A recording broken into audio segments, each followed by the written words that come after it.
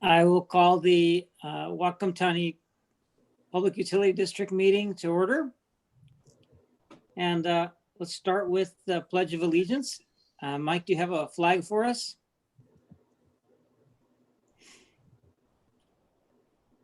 I can get one sec.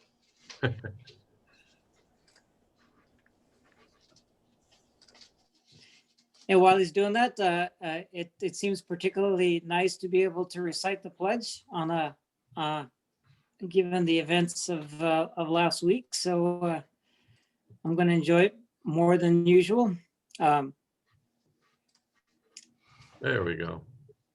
I pledge allegiance to the United States of America and to the nation for which it stands, one nation, one nation, under God, indivisible, with liberty and justice for all.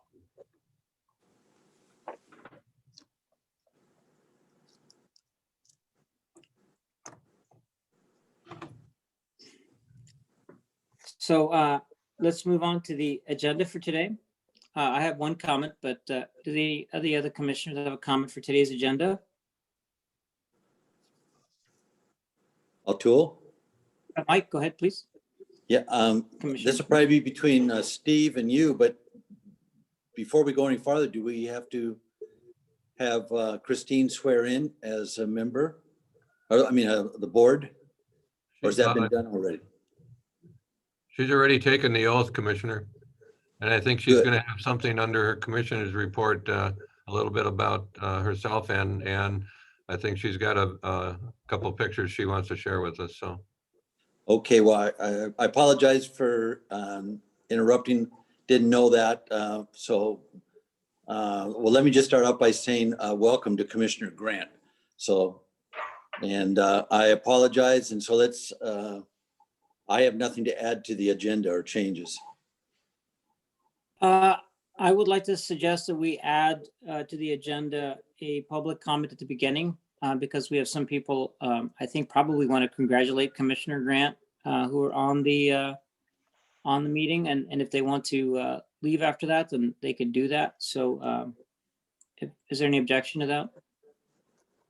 Commissioner Deshmani, could Yes. I suggest if the commissioners want to do that, that you do it after the consent agenda? Sure. So after 3, before old business, we'll add public comment.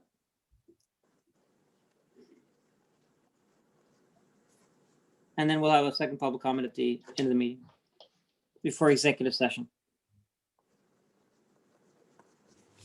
Someone going to make a motion?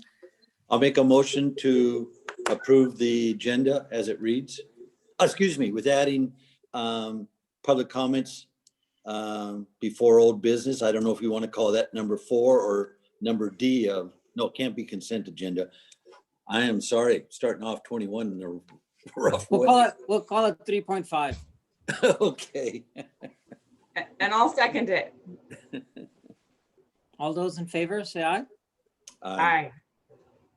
Motion carries. Do you know the passcode? So let's move on to the consent agenda. Meeting minutes. Yeah, go ahead. I'll make a motion that we accept the consent agenda as it reads. Is there a second? I'll second it. All those in favor? Aye. Aye.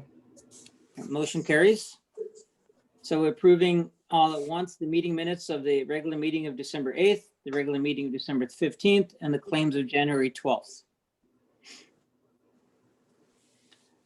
Yes. Is there any old business? I think do you want to do public comment at this time? Sorry, public comment. Excuse me. I'm looking at my written document. Are there any public comments? Right now, we don't have any hands raised. Oh, I'm sorry. Columbia neighborhood. Go ahead, please. Hi, I'm not Columbia neighborhood. That's just the account, I guess, that the Zoom was connected to. So my apologies for that. I have no way to see what my name is. So my name is Jill McIntyre Witt. I am excited to be here to congratulate Christine Grant to the commission, a day that I was looking forward to for a long, long time. I was served with Christine on the Climate Action Task Force and got to know her over those 18 months and supported her with her campaign. And so I wanted to personally congratulate her on that and congratulate Whatcom County for the transformation that we get to have with our Whatcom PUD as we move forward into these challenging times in regards to the climate crisis. I wanted to share a few thoughts and questions. One is, the question I have relates to the Climate Action Task Force. We had a recommendation that was to have a feasibility study to a Whatcom County PUD covering all of Whatcom County, so that all of the cities in Whatcom County could benefit from a public utility, including Bellingham. And as part of that task force work, a year has gone by. We've had a global pandemic. We still do. We've got a lot of emerging issues in regards to climate justice, which is racial, social, economic, and environmental justice, and all of these things matter.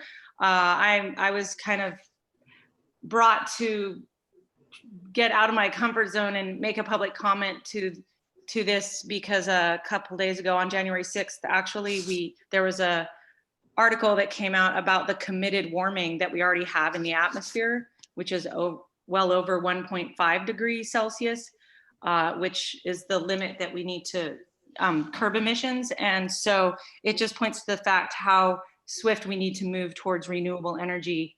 And I just wanted to encourage the Whatcom County PUD to figure out how we can get this feasibility study going. I don't know if it means getting funding from the city.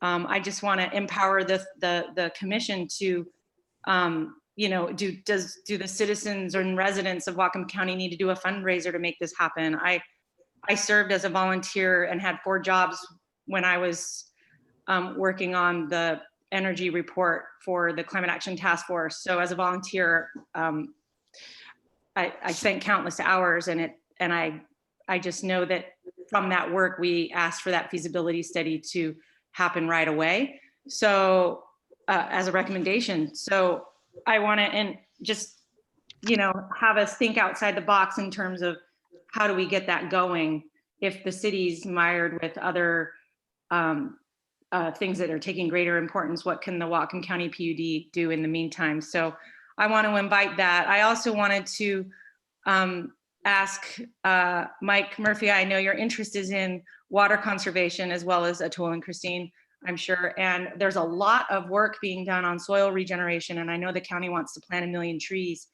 and trees can hold the water into the ground much longer, as well as we can do regenerative agriculture. So I wanted to plant a seed in your ear, Mike, for that as a water conservation measure, to somehow get those trees going and work on some soil regeneration for water conservation and protection. Another is working on local renewables that are available for the Whatcom PUD and all of Whatcom County. And of course, public broadband, which I know Christine has some experience in and interest in. So I'm excited for those 3 things, and well, and more. And I just wanted to share that I came across a quote this morning that awareness is like the sun. And I think, and the quote is, awareness is like the sun. When it shines on things, they are transformed.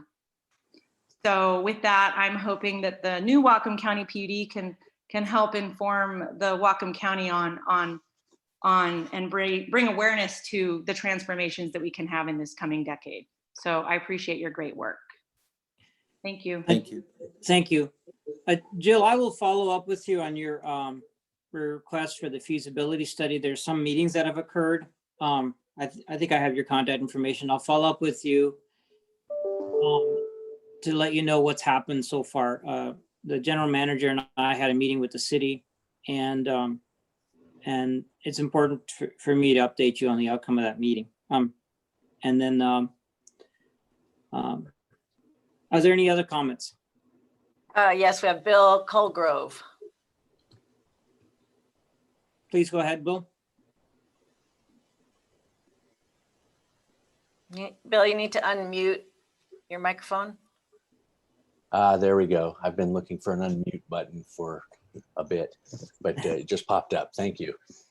I would like to keep my comment fairly short, but second the request or hope that Whatcom PUD could consider the option of exploring expanding the PUD to provide service throughout, or at least expand it into the city of Bellingham as a PUD. And I appreciate the work you all have done, and congratulations to Christine for joining you. And look forward to hearing any comments or documentation a tool provides regarding any meetings that have taken place already with City of Bellingham. So thank you very much. O'Toole, Yeah, yes, Commissioner Murphy. can I ask Bill, expand into PUD? I'm sorry, I might have missed something. Into Bellingham in what capacity?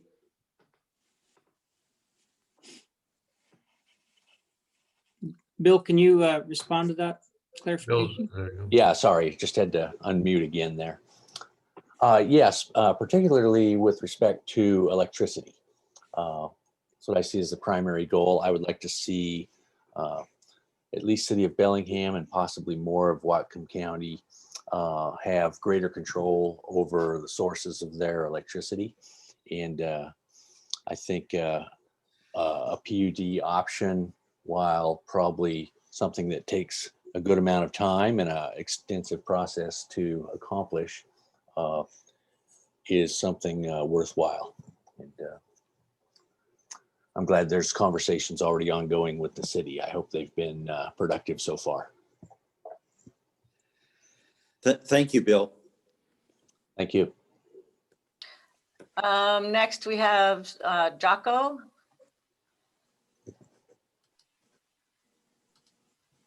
Please go ahead. All right, I had to wait for the unmute button to come up there. Hi there. Yes, Jocko Tenhoff here. I live in Happy Valley, and I also want to register support for the Whatcom PUD to explore all feasibilities that might extend service to the entire county. This could allow a locally controlled public utility, which is an important aspect to me, to provide our electricity again, instead of having a private for-profit company control our electricity. So I think Washington State has proven this kind of pathway can be highly productive, and it's been a leader in PUD productivity. And so I really encourage you to expedite a feasibility study at least. That's my comment. Thank you. Thank you. Thank you. Resources Zoom B.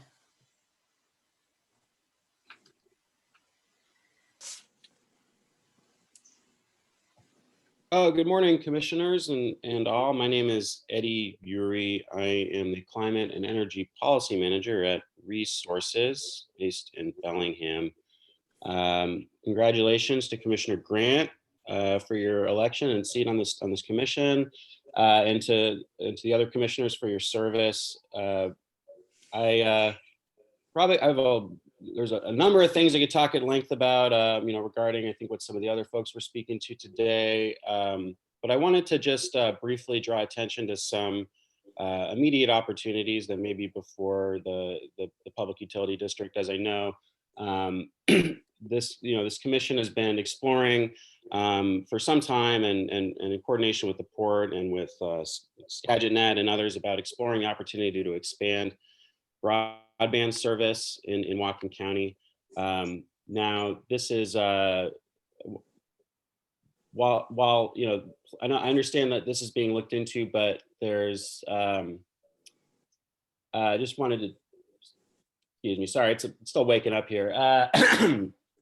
The 2021 energy strategy was just released by the Washington State Department of Commerce last week, and includes the expansion of public broadband service as an energy strategy, as well as a justice and equity strategy that really, has resounding benefits for society and that go beyond just the immediate social benefits and needs that there is for internet service, especially in a time like this, and for access and lifelines for folks that are stuck at home and schooling from home and working from home in our county right now, who many of whom I've engaged with professionally, that find themselves in the situation of not having reliable internet access that's disrupting their livelihoods as we speak. This is a problem that could have been solved 20 years ago, but it's good that we're getting on it now. And there's actually money allocated or being requested by the governor in his requested budget to the legislature. There's new opportunities for funding it.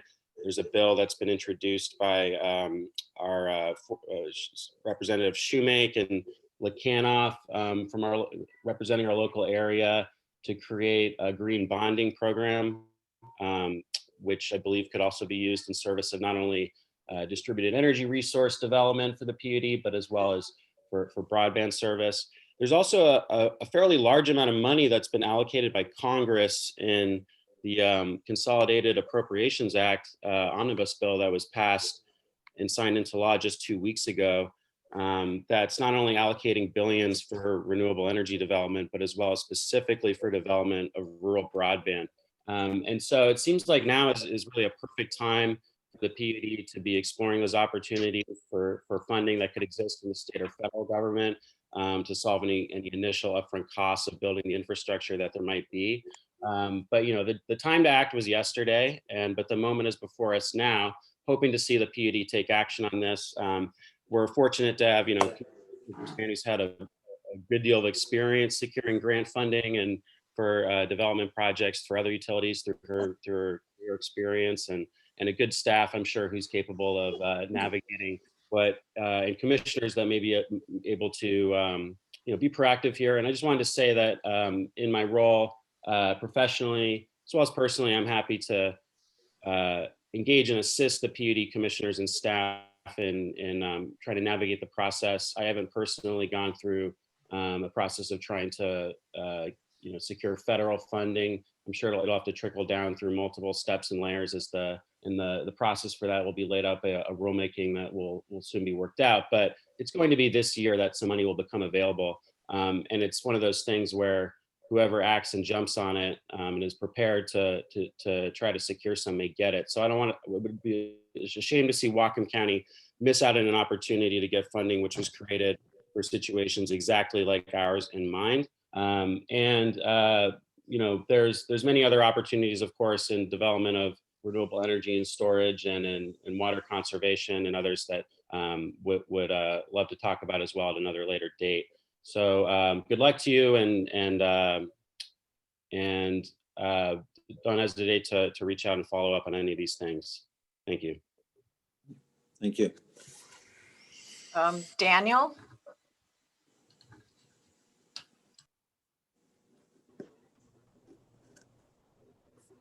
Good morning, everybody. I am Daniel Kirkpatrick. I'm a citizen of Bellingham, and I'm a person who's very concerned about the climate crisis. I am excited to welcome Christine Grant to the PUD Commission.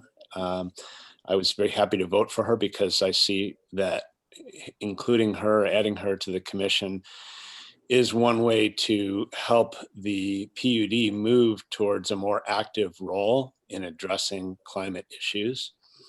In my work to try and bring more attention to the climate crisis, I helped put together a forum a few months back on how public utilities could play a role in advancing social justice.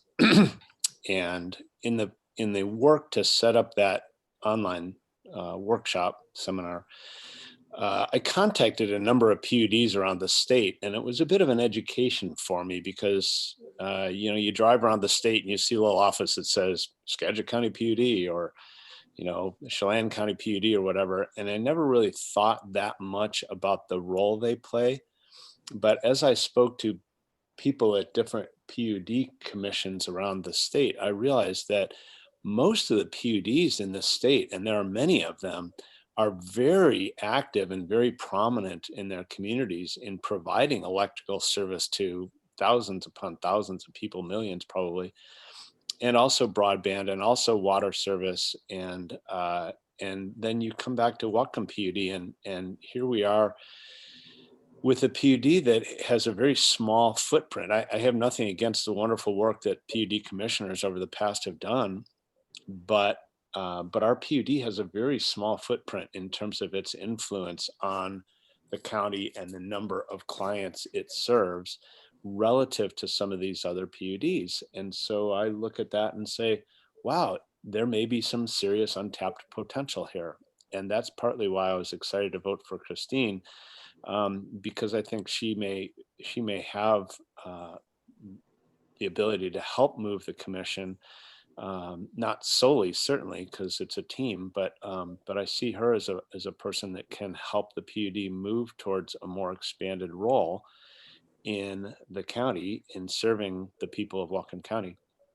And this is particularly important at a time when the climate crisis is really front and center as a threat to us all. We've all seen the pall of smoke that hangs over the entire county when forest fires get out of control, and we've certainly seen flooding, and fortunately we're not in the path of any typhoons or hurricanes, and the drought has been maybe bad but not terrible, but as the climate equilibrium deteriorates, it becomes extremely important for all of us to do everything we possibly can to try and address this really existential crisis. And so I'm really excited to see the PUD as a body that can perhaps step up and do more, and not only serve the people of Whatcom County, but to take action that will help our entire planet move towards greater equilibrium. And so toward that end, I mean, I'm speaking in very broad terms. I'm not an energy analyst or specialist or PUD aficionado or anything, but I do think that doing a feasibility study to start looking at how the PUD can step towards perhaps providing public power to the citizens of the county, or begin an expansion process to start extending broadband services across the county. These are ways that I believe the PUD can really make a huge impact, and I'm really excited to see that happen. Thank you all for your work, and I look forward to seeing what you all come up with. Rick Miracle. And I believe that's it after Rick. Go ahead, Rick. There we go. I got unmuted. Just one comment. Broadband has been in service. I would remind the commission that under RCW 54-16-330, the PUD is not allowed to provide broadband service to end users. From a lot of comments I've heard, it sounds like there may be some confusion on that point. So that was all. Now I got to go clear a mudslide off my driveway. Everybody have a good day. Thanks, Rick. Thank you, Rick, and best wishes on the mudslide. Thanks for the comment. Appreciate it very much. Thanks for all the comments. It was great to hear from the community, and of course, share all of us here at the PUD in congratulating Christine Grant. And is there, sorry, Commissioner Murphy, you have any comments? Yeah, thank you, O'Toole. I would like to thank everybody who did call in. When I first ran for the PUD, I spent more time trying to tell everybody what the PUD, Public Utility District, was, and even that Whatcom County had one, than I did for having a campaign for, the position. It excites me to see so many people interested in the PUD as well as recognizes the PUD. So I look forward to the future. Maybe we can accomplish a few things. Yeah, and I just wanted to say thank you to all those that were commenting, and I'll have more to say during my commissioner report. Thank you. So let's move on in the agenda. Old business. Commissioner Desmani, I did not have anything, but as you and I chatted briefly yesterday, I didn't know if you wanted to bring up at this time or you wanted to wait until commissioner reports the question of commission board officers, and if Commissioner Grant wanted to have any comments in terms of her being elected to a position before she stepped on board. So you mentioned yesterday in our discussion that you might want to bring that up at this time. That's all. Certainly. Thank you for the reminder. And so at our last meeting of the PUD in 2020, in December, we did commissioner elections. I believe that Commissioner Grant was sworn in prior to that meeting. Or sorry, if you would clarify, either John or Steve.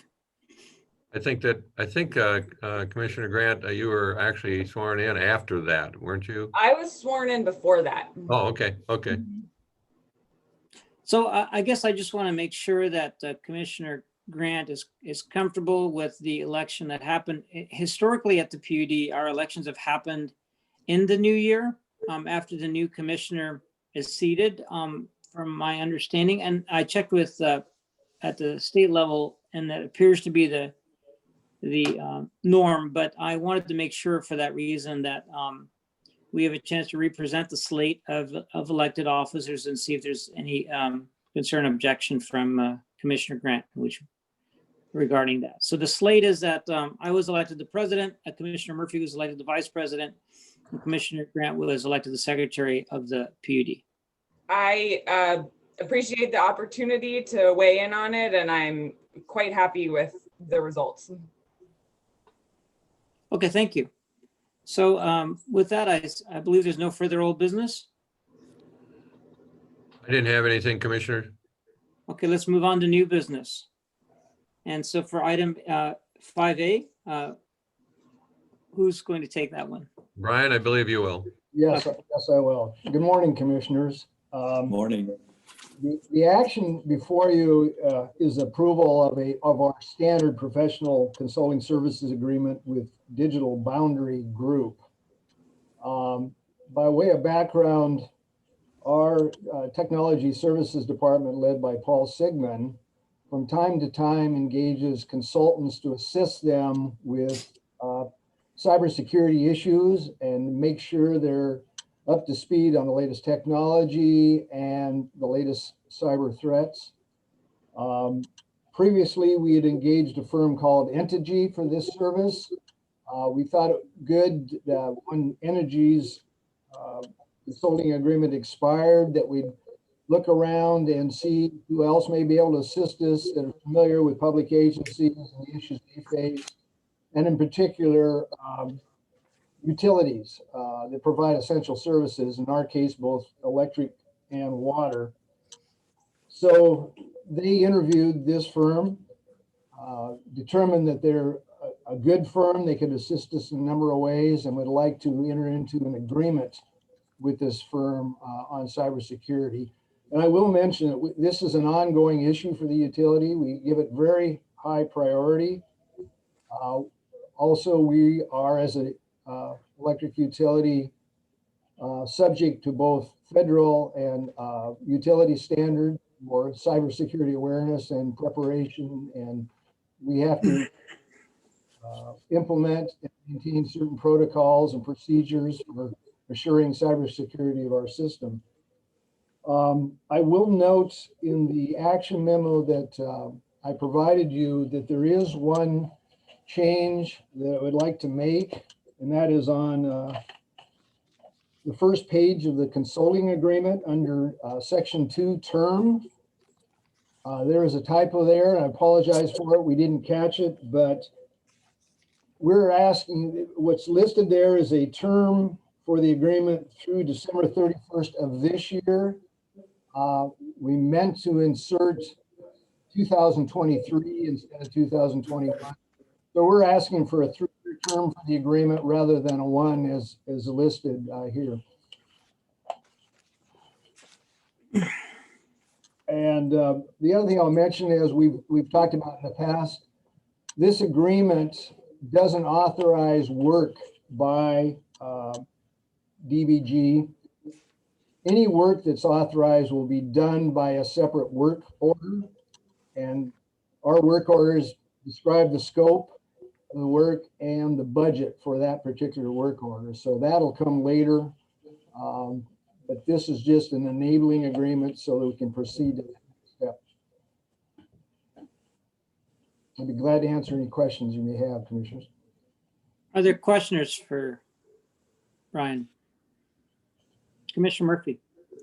Brian, under term, what was the date you want put in there? I'm I sorry. would ask that the term of the agreement be through December 31st, 2023. Thank you.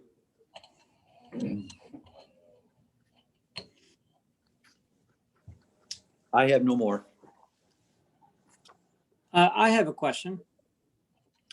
I would like to find out a little bit more about this particular vendor and why we're switching vendors.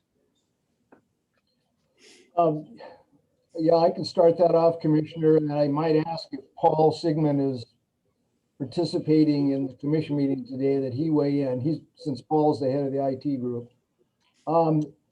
The previous consultant that we used, their term of their agreement expired, so it was a chance to look around and see if there's other consultants that may be able to assist us.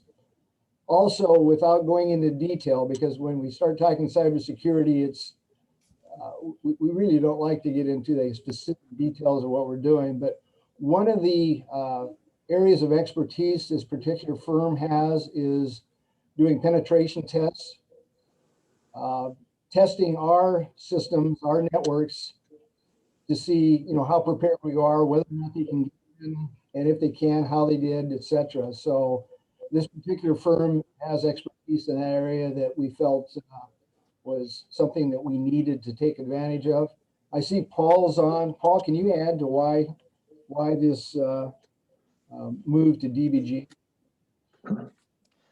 Yeah, sure. I assume you can hear me now.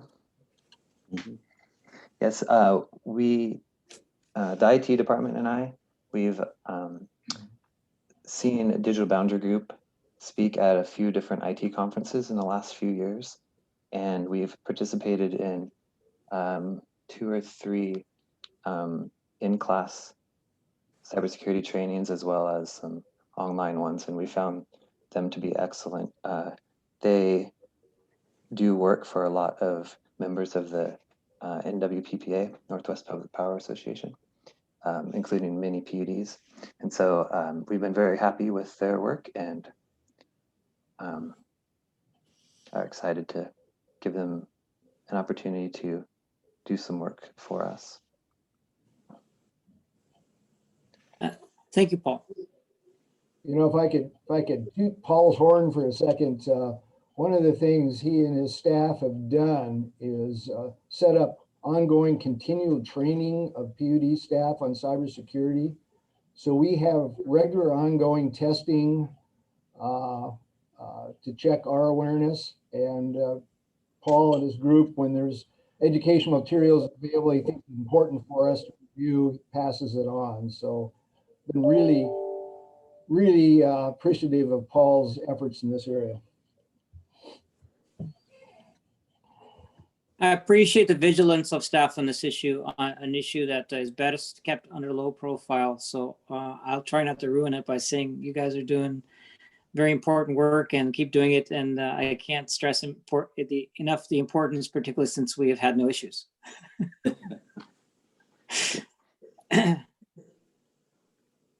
Thank you. So I'll entertain a motion to approve the professional services agreement. I'll make that motion, O'Toole, to approve a professional consultant agreement known as PSA with Digital Boundary Group known as DBG, with the changes of the term to go to December 31st of 2023, authorizing general manager to move forward. Is there a second? I'll second that. Okay, there's a motion and a second. All those in favor of the motion to approve the professional services agreement with Digital Bounty Group, please signify by saying aye. Aye. The motion carries. Thank you, commissioners. Next item on new business is the selected committee representations and staff. Steve, can you take it? I can start out, commissioners. This is the annual opportunity to select commissioners and staff to represent the PD to outside agencies such as a number of WAPUDA PUD Association committees, as well as other agencies such as the county's EDI board, the county Whatcom County Council of Governments Transportation Board, Energy Northwest, and so forth. And we've listed all of those in the action memo to you. One of the additions to that list is that we currently do not have a representative to the WAPUDA's Telecom Communication Committee, and we suggest that you consider adding that. And then also the discussion, I know that Commissioner Deshmani and I believe Christine has had some discussion with the City of Bellingham folks on their own advisory board on broadband, and I would suggest that you might have some discussion this morning about taking action and appointing one of the commissioners to, or asking the city to accept an appointment of one of the commissioners to the city's broadband advisory committee. So, and we've listed, Ann has listed all the current, as of the end of last year, commissioner and staff representatives to those various organizations and committees. So I'll leave it at that, and it's always entirely up to the commission to make a decision on appointments, and especially when it relates to commissioner appointees themselves. And the list of committees that staff is currently noted as representing the PUD on, we don't have any recommendations on changing any of that, but we're certainly open to having that discussion if the commission would like to see a different staff representation. So I'll leave it at that, Commissioner. Thank you, Steve. I would like to propose that we work off the memo that staff has provided us and go in the order that's provided, and add, of course, as Steve suggested, at the end, an additional item, which is the city's broadband advisory committee. Is that acceptable to you, commissioners? That sounds Yes. good to me. Great, let's proceed in that order. So let's start off with WAPUDA, the Washington Public Utility Districts Association. So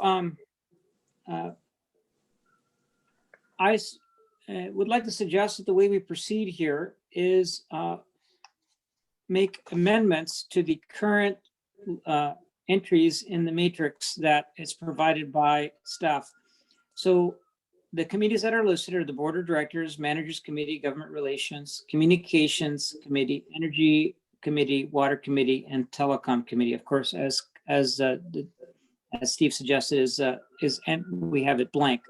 One clarification on the telecom community is that WAPUDA's rules on the telecom committee are that you have to have at least one retail customer before you can officially be a member of the telecom committee. You're certainly allowed to attend, but you're not a voting member of the telecom committee until you have one retail customer. So we can certainly put in names on this, but just recognize that they won't have voting authority at WAPUDA until we have one retail customer. I mean, not Point one, of vote, I too. misspoke, one customer, not one retail customers. Because it's open access. It's all wholesale. Yeah, okay. I So misspoke. We couldn't I be didn't a say voting retail. member. I didn't mean to say retail. Yeah. Forgive me. Yeah. Okay. So voting, we couldn't be a voting member of it. We cannot be a voting member without a customer. Okay. But we could sit on it. Yeah, we've been allowed to sit on it. Okay. And Well, I would even be speak. happy to sit on it and learn as much as we can, especially given that we know it's going to be a busy legislative session. So I would be happy to be the primary representative there, if that is good for both of the other commissioners. Yes, son. Okay. And for the alternate, you know, I know we're working on a telecom position right now, but do we want an alternate there? I see Brian raised his hand already.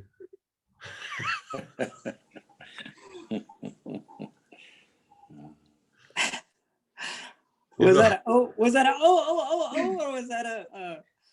I won't miss very many meetings, Brian. You won't have to show up very often.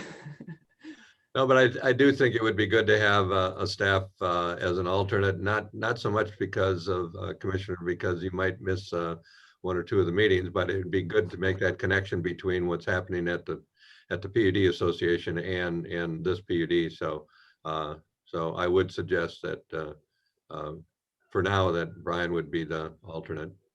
Yeah, and Brian, that way you'd get communications, more likely to get the telecom communications. You'd be in the loop. Okay, so you're not begrudging it. You're willing to be in that box there. It sounds like, okay, great. Other comments to Matrix as presented. Commissioner Murphy. Altul, you know, as I look down all these committees, starting with the board of directors,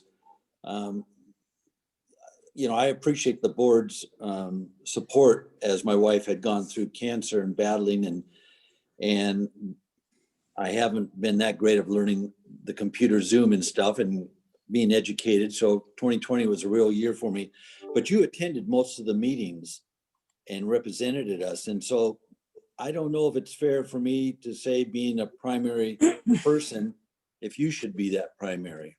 What do you think?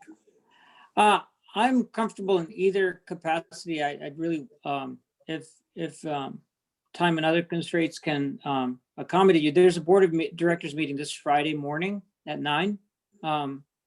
Wapuda, by the way. But I think that I'd welcome either. I'm open to either possibility. Well, by hearing Christine already show interest in it, Christine, does that mean you're interested in being involved Zoom, and then when the opportunity comes, when travel is permitted again and meetings are being held, you'd be interested in those kind of things too? With the Wapuda meetings, the board of directors, or a specific committee? I guess what I'm saying is, because of both of you and all two and all your interest and involvement in different areas, I am more than happy or willing to step down from being the primary on any of these and allowing, I shouldn't say allowing, that's not the right word, but stepping aside if the two of you want to, or if I continue to serve as a primary, I will do the best I can. But if you think that the two of you want to take the primary, please speak up. The main committee, the Wapuda committee, that I would be interested in being more involved in is the energy committee, given, you know, my professional background. And so if we were going to move things around on that table, and, you know, I certainly wouldn't want to take Commissioner Deshmani's spot there. You're not going to hurt my feelings. But that would be a committee that I think I could provide the most value on. I'm hesitant to sign up for any more other than the Telecom and Energy Committee because of, I think that the additional spots on the back of our sheet here, you know, with the EDI board, there's going to be, I think, a strong focus telecom there. So I think I would be interested in the energy and the telecom committee on WAPUTA, but So how about we move you, Christine, to the primary on the energy committee, and then Okay. Brian, is it okay if I move to the alternate on the energy committee? Steve, you have any thoughts on that too? Oh, I think that's fine. Okay, Brian, I so we'll don't- move. I mean, We'll move me- whoever, any of the commissioners that work on the energy committee, obviously there'll be a need for communication back to Brian, but no, I think that's fine that both of you serve in so you can coordinate and collaborate on that. Keep in mind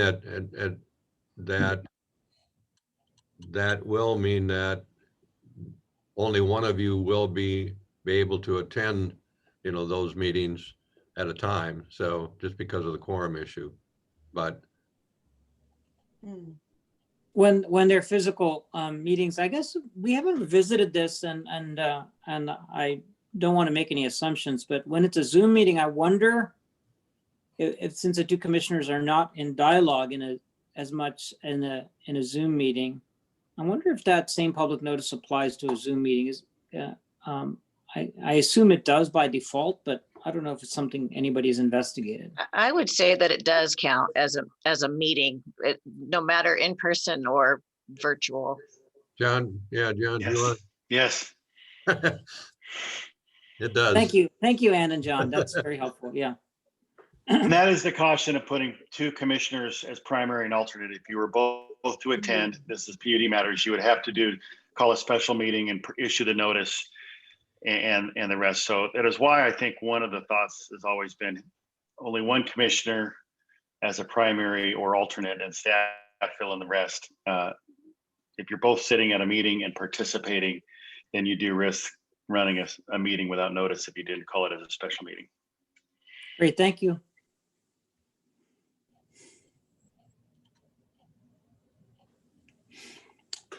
Are there other modifications to the matrix on Washington PUD Association?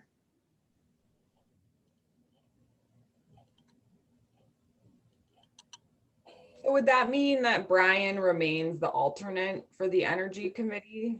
Is that what That would be my recommendation if you want to avoid the special meeting risk. Okay. Unless you want to call a special meeting with every committee meeting. So we could do this. Let's leave Brian as the alternate, and if there's a need for me to, know what's happened, I'll look at the minutes or use other tools to my disposal to find out what happened. Call Brian or discuss it at the next commission meeting. So. Yes, I mean, commissioners, any of these committee reports coming from the individual commissioners attending on behalf of the PUD, we have an agenda, with commissioner reports, and the opportunity, that's a good opportunity for the commissioners to provide those updates and reports coming out of those committees, and without violating, the open meeting issue. So. Yeah. Excellent point. And one of the things I've found is that in commission reports, it ends up becoming too heavy of one person who's doing most of the representing at WAPUTA. And so if there's more than one commissioner attending the meetings, the one commissioner that may have more to report from WAPUTA meetings doesn't feel like he or she is sucking up all the oxygen. So, well, in all fairness, it provides, it can provide a great opportunity to really, as one of the speakers this morning, used the metaphor of, the sun shining. It really creates an opportunity for a dialogue between all three commissioners that you can't have if, without violating the Open Meeting Act. And so it also provides some accountability on, it really drives the importance of the representation of the commissioners to these different committees. And I think that's the value of how WAPUTA has established these various committees, and prior to the pandemic, really worked hard at having, meetings in Olympia to really reinforce that, that communication amongst the commissioners and different PUDs on this. So. Thank you. Commissioner Murphy. Yeah, thank you. When I used to attend the WPUDA meetings, I did notice other districts having their 3 commissioners and sometimes more if they had a 5 board, because they would take different positions. So if there was, telecom or water or energy or government communication, they were taking different ones. It wasn't one commissioner going to all the meetings. So they would go to what they were assigned to, and then they would leave. The other commissioner would come in. So even though there was more than one commissioner from a PUD at a meeting in Olympia or other places, they were more or less just individually, doing their role, playing their role there. So I there could be times in the future where all 3 of us could be at a PUD meeting, but doing our role as assigned to us. Any thoughts on that? That's correct, Commissioner, is that you all 3 could go to a Mariners game, but not and sit together, but not talk about any commission matters. That's not a meeting. You can all attend the WPUDA, go to your different committees. My concern is that if 2 of you are at a water committee, for example, and started discussing matters that affected the PUD or PUD matters, that would be a meeting in effect at the water committee. But if just one of you are at the water committee and one of you are at telecom and one of you are at energy, and you did not get together for dinner to talk about PUD matters, then there'd be no violations. So you could all attend the PUD Association meeting, but just not, you would separate for the various committees. Yes, commissioners, I've been at prior to the pandemic, I attended, I think most, if not all, of the PUD Association Water Committee meetings, and experienced seeing 2 commissioners from a 3-commission PUD attending the same meeting, literally sitting, 20 feet apart at a table and driving separately and making it known when there was discussion that they were not there together and they're not representing the PUD jointly. So so it can be done. It's we do have commissioners. I assumed in that case, just to clarify, that they probably did publicly notice the fact that both be present in the meeting. Yeah. Yeah. We do have one other committee with the PUD Association, and that is the Government Relations Committee. Currently, we have Commissioner Murphy as primary and Commissioner Desmani as alternate. So let me give you a little bit of background for Commissioner Grant of what this committee does.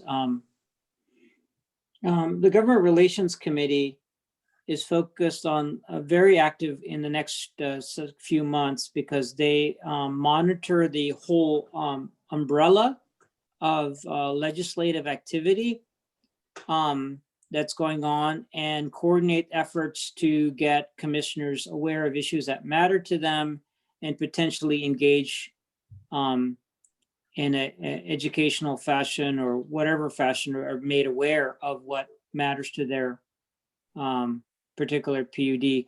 There are explicit rules about commissioners interacting with legislators, which we can talk about at another time. It's part of the commissioner training. So I don't want to get in too much into that, but it certainly allows the commissioners to know what matters to them and what issues that are being discussed in the legislature that could potentially pass, that could either have beneficial or adverse impacts to their PUD. To some degree, that also gets discussed in the respective committees, energy, water, and telecom too, but it's kind of the clearinghouse to make sure that nothing slips through the cracks, let's put it that way, as far as policy. And some of the legislative action doesn't directly relate to any one of them, any one of those subcommittees, other subcommittees. Okay.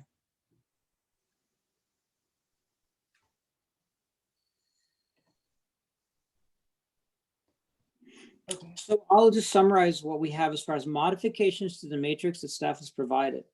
And that is to replace in the Energy Committee, the primary, Atul Deshmani with Christine Grant.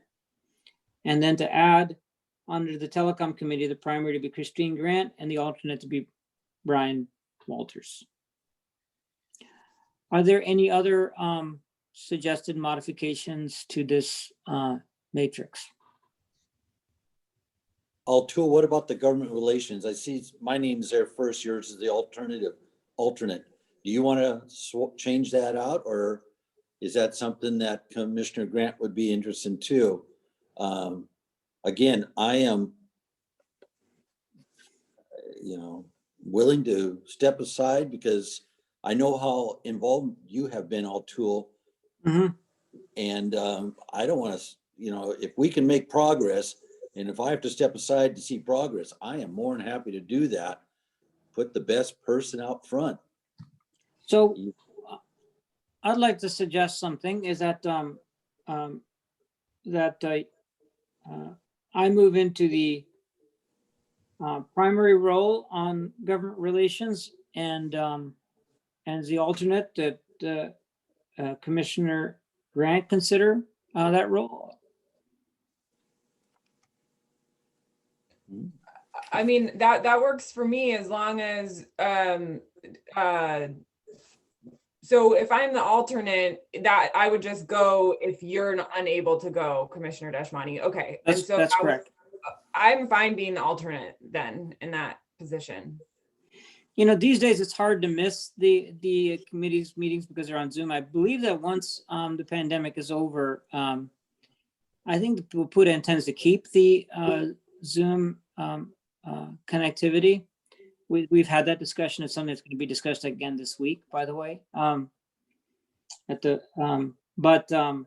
Yes, that's the understanding there. And that the primary would be responsible to cover it unless notifying the other commissioner with sufficient notice. And I guess that applies to all of these primaries. If any one of us is not able to attend the meeting that we're down for, that we should just let the appropriate commissioner know.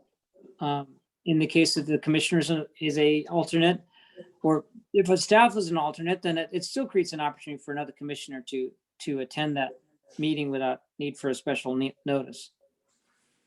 So there's one more change then, and that is that I will take the position of primary for the Government Relations Committee, and Christine Grant will take the position of alternate for the Government Relations Committee. And do you have all those changes? But let me read them off, and if you hear, commissioners, if you hear something that's not correct, just chime in. Board of Directors, Commissioner Murphy, primary, Commissioner Deshmani as alternate. Managers Committee, myself as primary, Brian as alternate. Government Relations Committee, Commissioner Deshmani as primary, Commissioner Grant as alternate. Communications Committee, Commissioner Deshmani as primary, myself as alternate. Energy Committee, Commissioner Grant as primary and Brian as alternate. Water Committee, Commissioner Murphy as primary, myself as alternate. And the Telecom Committee will now be Christine, Commissioner Grant as primary and Brian as alternate. That's how I see it, yeah. Mm-hmm.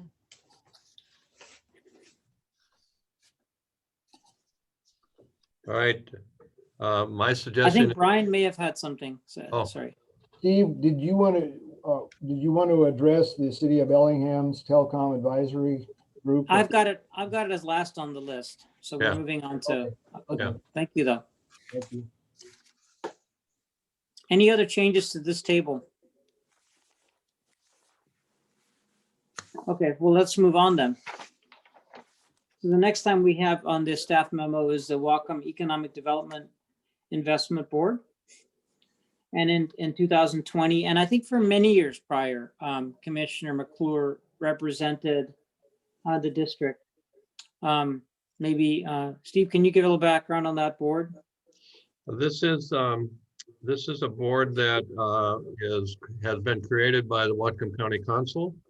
And just a real brief history of what the EDI board does is, I think it's probably, and I'd have to go back and check my dates to be certain, but it's probably about 17 or 18 years now that the state passed legislation that was actually initiated by former Mayor Kelly Linville, and when she was in the state legislature, providing an opportunity for counties to keep 0.9% of the state sales tax collected in the county and use it for investment in public infrastructure in the county.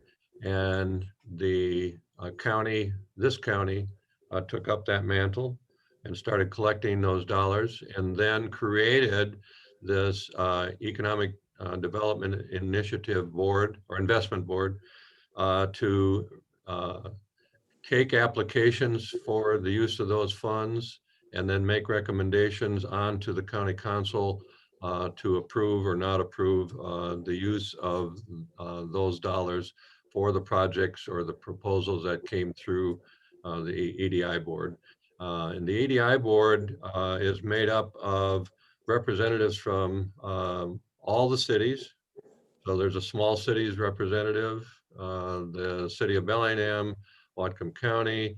They have a representative from industry, from banking, and I believe they also have, and a Port of Bellingham sits on there.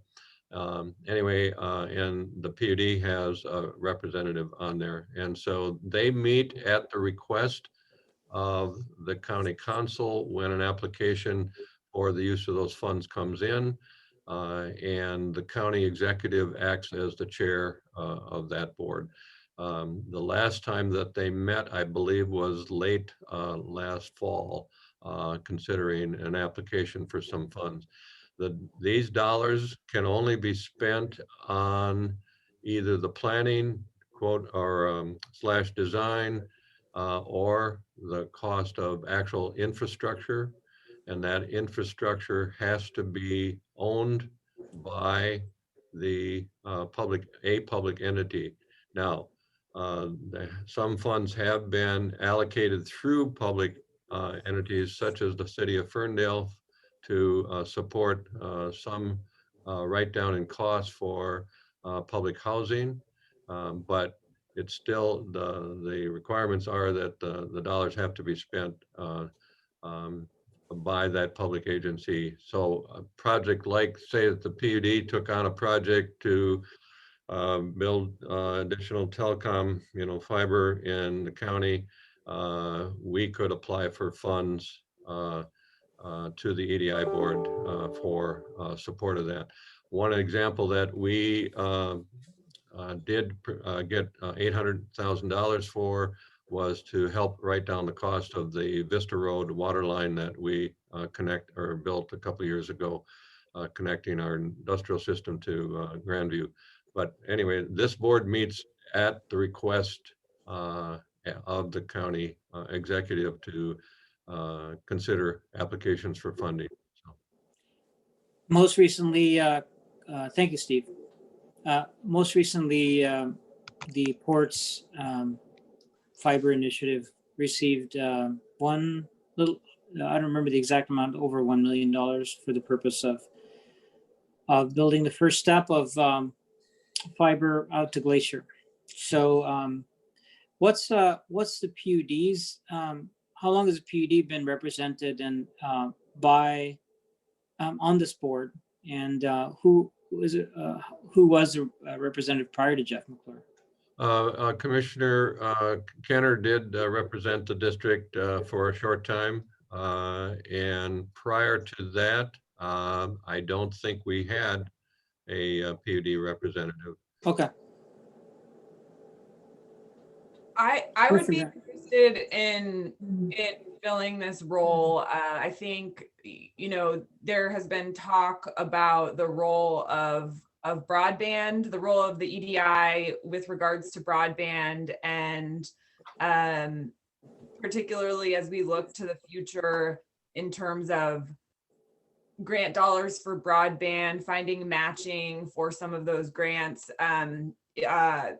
I think my background and the connection to the Waputa Telecom Committee could be a nice fit, given that broadband is likely going to be the infrastructure that would be the key priority for the EDI board in the next few months. Would the other commissioners agree with that? Yeah, no issue. Yeah, that's fine. I do. I agree with it. Another opportunity that this provides is that this is another area of working with the other agencies in the county, not just the county council in terms of funding, but it's a place where the representative from the PUD can also start making connections between other economic development opportunities in the county, not just specific, to, the broadband or water infrastructure, but it's a great opportunity to meet and network with, not just public agencies, but private agencies or private parties in terms of what's going on in the county and the relationship between public infrastructure and private investment. So.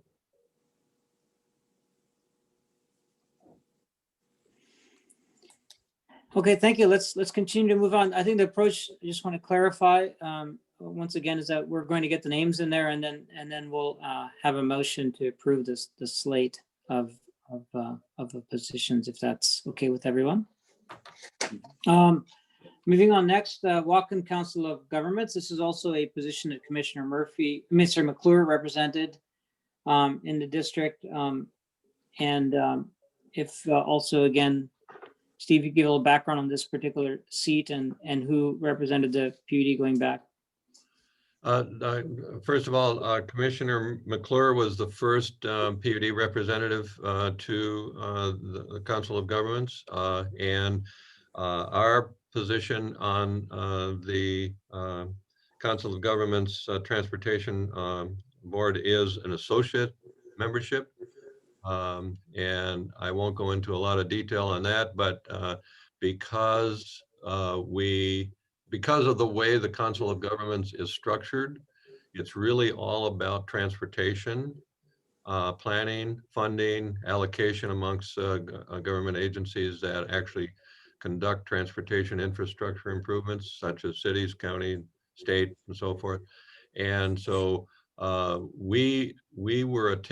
was attending on behalf of the PUD, and prior to that, the port, and prior to that, the small cities, just as an interested party in communicating between the agency that I represented and transportation and economic development.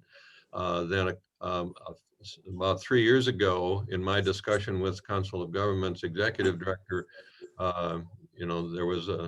there was an invitation coming from the Transportation Board, which is basically the cities and the counties, saying, hey, would the PUD be interested in engaging in these ongoing discussions about how transportation is related to economic development, how it's related to your businesses out at Cherry Point and so forth.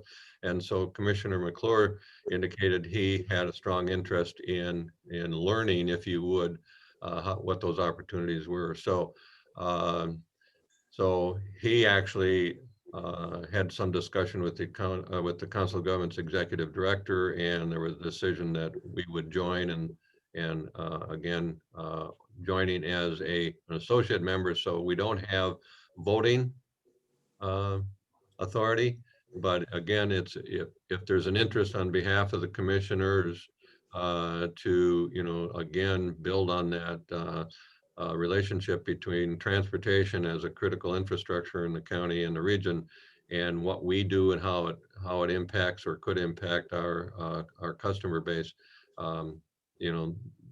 the commission or the committee, I think, only meets quarterly. And there are different committees with the Council of Governments, but this committee, I think, only meets quarterly. So it's not a significant, commitment, but it is an opportunity again to network with a lot of the other elected officials in Whatcom County. So two things come to mind.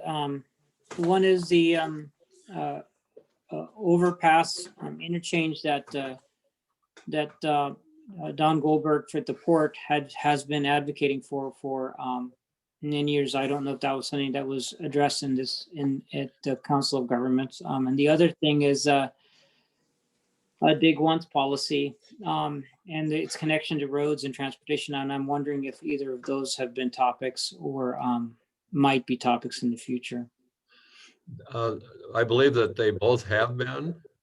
Keep in mind that the Council of Governments is, and John can speak to this maybe better than I can, but the Council of Governments is really a local, regional agency that was created and really provides the opportunity to work with other federal, state, in fact, British Columbia across the border, transportation agencies to plan for and pass through federal and state dollars for transportation improvements.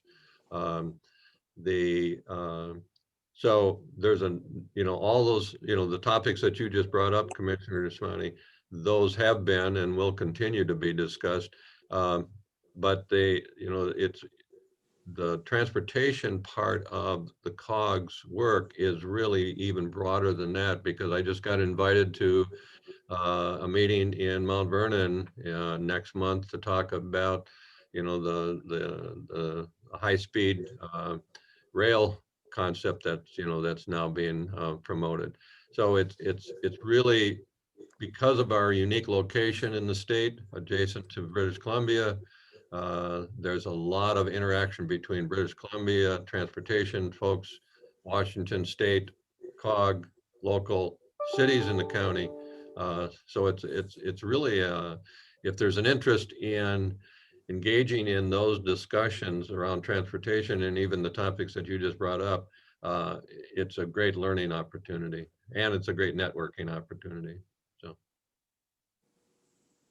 I would have nothing to add, just echo that this is primarily a transportation oriented group, and that's its history and my understanding of its genesis. Other issues could be brought to it, but I think it would lose its focus and probably would not venture far into other non-transportation related issues, which are typically generated from the county level. So who would like to take this seat, this position? I'm certainly willing to do it. I'm fine with you, O'Toole. I might embarrass you. I might, as a token gesture, wear my bicycle helmet in the next meeting just to. I haven't heard from Christine, but I'll support if that's what you want to do. Christine, since you're not jumping up and down, Well, I'm interested in it. I want to talk a little bit about where we're going with the City of Bellingham telecom work, and also acknowledge that I have a very full schedule with WAPUDA trainings throughout the year as a new commissioner. So I need to be, I would be fine with one of the other two commissioners filling this seat.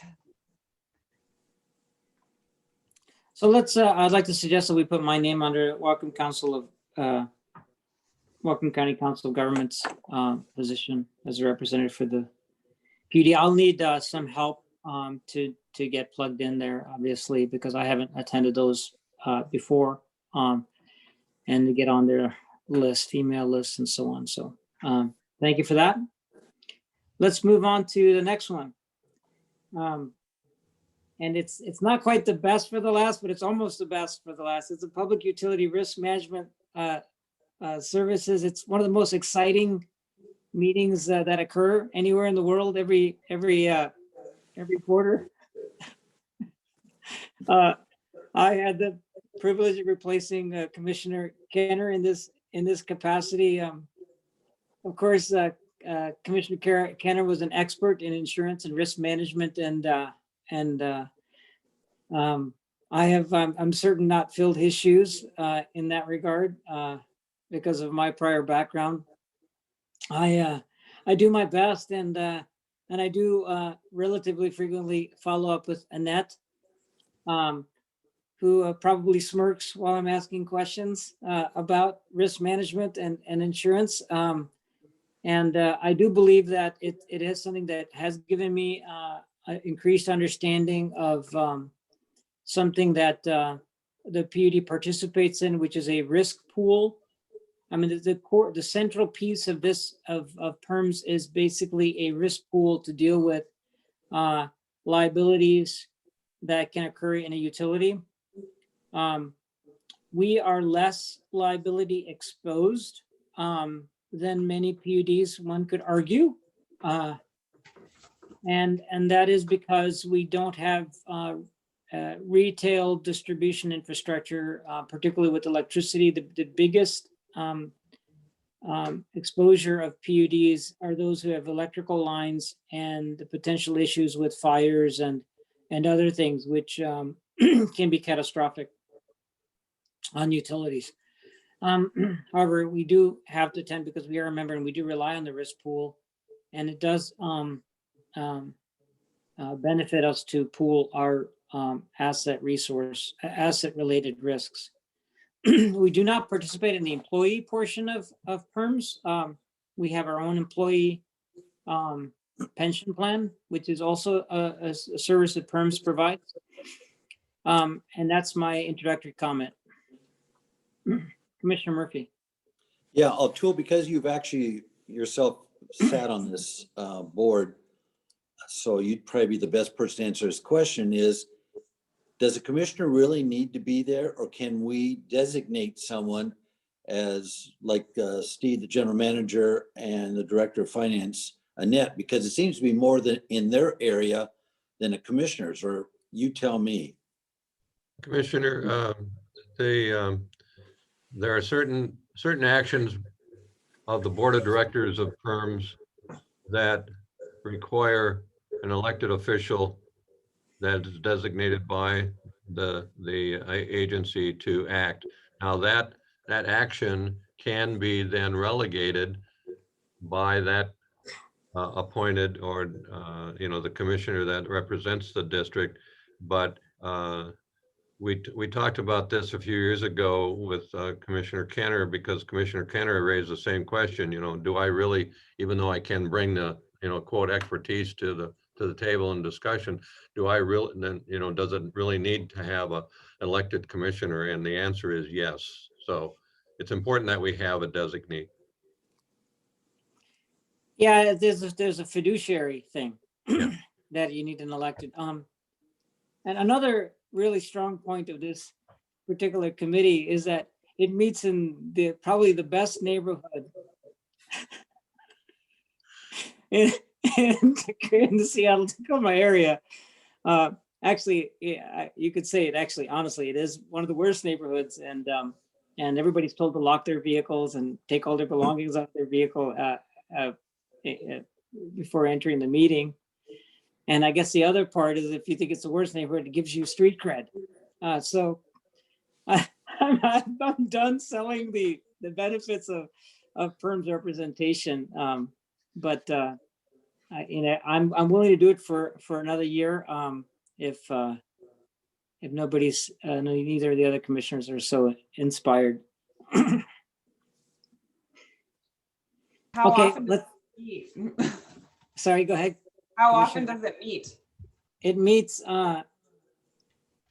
last year they met twice. I think this year it'll probably be similar, maybe a third time. Okay.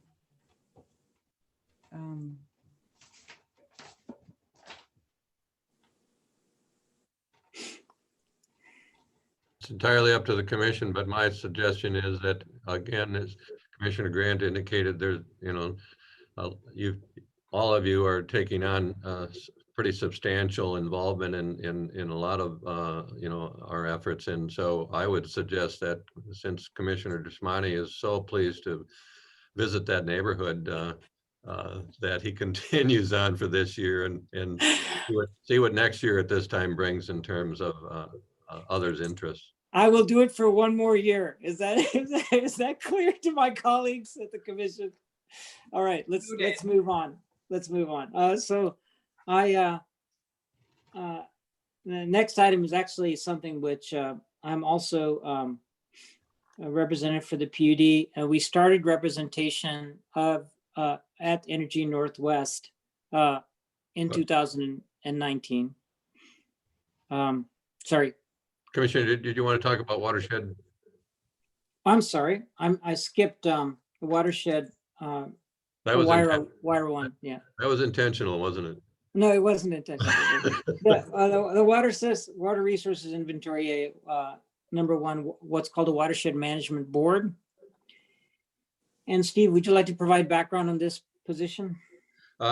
Yes, Commissioner, starting back in 1998, the county and what was known then as the initiating governments under the law that was passed then, which was House Bill 2514, that created the Watershed Management Program. And at that time, the initiating governments, which were called out in the act itself, were the two tribes, the county, the largest city in the water resource area, or the Nooksack Basin, and then the largest non-city water purveyor, which was the PUD. Those were called out as the initiating governments. They formed, in order to implement the work locally under the Watershed Management Act, created what was called the WIRA 1 Joint Board. It was basically an administrative board to conduct the activities under 2514. At same year, I believe it was the same year, the state also passed a law that created an opportunity to form salmon recovery boards. And for several years, the two groups, I'll back up, the Salmon Recovery Board was made up of all the cities in the county, the two tribes, and then WDFW, Fish and Wildlife. And so the two tribes and WDFW were considered co-managers under the Salmon Recovery Act and Salmon Recovery Board. And those two groups, the Salmon Recovery Board and the Joint Board, worked separately for several years. Then in 2016, after meeting together for some time, but acting separately, decided to integrate their work and coming under the umbrella of what is now called the Watershed Management Board. So the Watershed Management Board now basically is taken on the implementation of the Watershed Management Plan and the Salmon Recovery Plan, and they are now calling it an integrated natural resource program. And the Watershed Management Board now is made up of representatives from the county, the PUD, all the cities, DFW, and the tribes as voting members. And then they have an executive, or I should say a non-voting member that was added a couple years ago, and that is representatives from the Ag Water Board. This Watershed Management Board meets quarterly, unless they decide to meet more often than that. Under the Watershed Management Board, there is what's called a Watershed Management Team, which is basically staff that will implement policies and programs that the Watershed Management Board has directed. then in addition to that is still we still have the watershed management planning unit, which was created under the Wire One Joint Board starting back in 1998. And they are still working under 25, the law that was established under 2514. And we will expect to have some discussion and probably a special work session on that relationship between the planning unit and the Watershed Management Board and the Salmon Recovery Board and all that. But our representative to the Watershed Management Board then is basically at a policy level, working with the tribes, the county, WDFW, and the other cities in the county in making decisions and directing the Watershed Management Board to conduct their work. So I'd like to add to that is that as a representative last 2 years, in addition to attending the Watershed Management Board meetings, I also attended several of the watershed management team meetings. I would say about 70% of them. And I attended a handful of planning unit meetings. I'm thinking I'd like to continue in that capacity. As you know, because of the adjudication, the county executive's proposal, and the need for us all working together and maintaining some of that glue that supports our organization, our staff. I think I'm wanting to continue that effort over the next year or two. Particularly because we're in a relatively delicate place in terms of relationships, not because of anything that we haven't done, because the PUD has been exceptional in that regard. It's just that it's easy to have misunderstandings, and it's easy to have communication gaps. And I'd like to maintain my role in this capacity because I think I can help reduce the likelihood, of course, with our extremely able staff. I can't say enough about Steve and Rebecca, how brilliantly diplomatic they have been at when needed to be, and also assertive when needed to, when it's been needed. But I would like to keep that role with the Watershed Management Board in particular. So, any commissioner comments? I'm good with it all, Tool. You're doing a great job. Thank you. Thank you. Yeah, I'm good with it too. Thank you. So next item is Energy Northwest. So I jumped the gun a little bit, but I'll start over. So the PUD decided to be represented at Energy Northwest again by Commissioner Murphy's suggestion. I believe Commissioner Murphy was a representative at Energy Northwest some years ago, and suggested it would be beneficial, particularly with the direction the PUD is headed, needing to broaden its procurement for energy, even with its current demand. And so that opened the door, and I was excited about the opportunity to represent the PUD and learn and attend Energy Northwest. It's a good group of people and lots of good information. You'll learn a lot more about nuclear, because one of the main things that Energy Northwest does, besides operate solar and wind and other installations, hydro, and now energy storage installations, they are also the operator of the Columbia Generating Station. And so there's lots of good opportunities for learning in the energy sector at Energy Northwest. I'm happy to fill that role. I mean, you have a lot on your plate, Commissioner Deshmani. So I know that you've been very engaged in that, and so would be happy to jump in there or have you continue to do it. And I mean, we can also kind of look at where things land when we're done with this conversation. But if I would also consider doing, if it makes sense for me to be on the Whatcom County Council of Governments role, I can do that as well, just as we think through workload. But what are you thinking, Commissioner Deshmani, on Energy Northwest? Well, I'd like, maybe, I already spoke, maybe Commissioner Murphy, do you have any thoughts about this?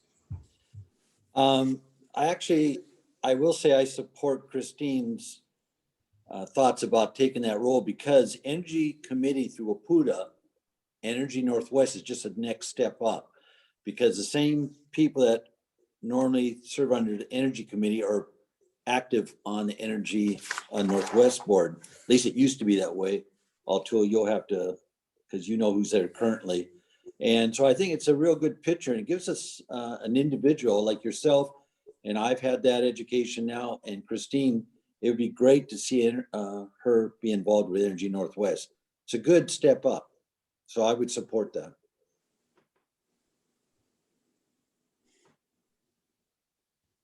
Do we have so the alternate for that is Brian Walters. Yes. So maybe Commissioner Grant, what I would like to suggest is for you to be the primary and for me to switch into the role of alternate. Because of course staff can attend any meeting without any issues. It's just having the alternate be the person that fills in if the primary can't. Okay. And if I may ask, Altul, are you doing that just because I don't want to put all, the two of you are taking big roles, and I am more than happy to step in as a representative to Christine, or Okay. It's up to you. I'm just saying, Yeah. I don't want to act like. Well, I'm it's not more- up to me. I mean, so what I would like to suggest is that we should have maybe, because Christine's taking on so much new responsibility, I was suggesting one of us should be in the alternate, but if Mike, if you'd like to be in the alternate role, that would be wonderful. Yeah, I'm more than happy. Yeah, I mean, Mike, Commissioner Murphy, do you want to be the primary and I'm the alternate for Energy Northwest? Since you have experience in that role? And we can certainly, I mean, I can update you on the WPUDA Energy Committee meetings and commissioner reports. How often does Energy Northwest meet, by the way, Commissioner Deshmani? Sometimes every month, but typically every other month. Okay. Okay. That's good to know.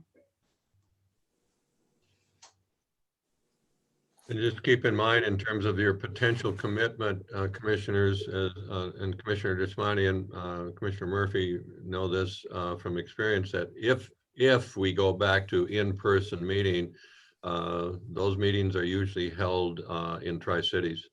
Yeah, it's a responsibility that it takes up a couple of days. So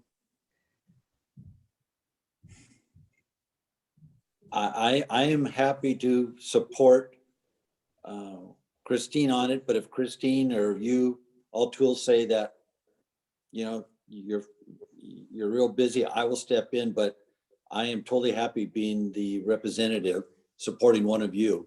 It's your call. I would possibly, I'd feel better at this point, given the time commitment. If I could certainly be the alternate. I am somewhat concerned about being the primary representative at this point. But so I would be happy to be the alternate and really try to sync up on the WPUDA Energy Committee and the Energy Northwest work in our commissioner reports. So, Go ahead. so Mike, are you comfortable being the primary? I can do that, yes, if that's what you wish. Yeah. You got that big role now, you know, you're the president, so yeah. So I'm willing to serve in that capacity if that's what would be best. Great. And I could be, would you want me to be the alternate then, Commissioner Deshmani, or do you feel more comfortable still remaining in the alternate position to have some continuity on that board? I suppose I'd be open to either. Okay. So if you, I mean, I think you're already indicating that you want to play a role in the city's broadband committee as well. So yeah, I'm comfortable with being the alternate for Energy Northwest Zone. Is that what what you'd prefer, Commissioner Grant? You know, I'm really okay with either one. It's a board that I'm interested in. I want to make sure that I'm able to, you know, that the time commitments with these different boards work out. So so yeah, I'm happy to be the alternate though. Okay. And then let's leave it at that, and then let's move on to the last committee, which we didn't actually, it's not in the memo, but we added it at the beginning of this conversation. Mm-hmm. And that is on the city's broadband advisory committee. So this particular committee is a brand new committee. It was initiated by resolution of the city council, supported by the mayor. And they have recently done a round of selections for people on the committee. When we met when we discussed this at the PUD last year, we talked about who was going to apply. The commissioner also, the general manager, Steve, also sent some emails out asking who would like to apply. And we had, I wouldn't say a formal resolution, but an informal understanding that I would be the PUD's representative on this particular committee. And I had a phone call with the mayor, Seth Fleetwood, on Thursday morning. And I believe Steve has had some conversations with Eric, who's also helping Seth with the appointments on the committee. And in my call with Seth, I said, well, typically the PUD approves who represents the PUD. The PUD in their matrix, and I don't think, Brian, you've actually received a formal notification, or I don't know if you have or not, but they had selected Brian as their representative, and at least in the publicly available documents from Eric Johnson. So, but I think I've the city council members, as well as the mayor, were comfortable with whoever the PUD commission chose. And one final clarification is that last night the city council met, and I don't know what the outcome of those meetings with city council were. So they may not have actually completed the approval of the slate of representatives on the committee. And perhaps, Steve, you have additional information.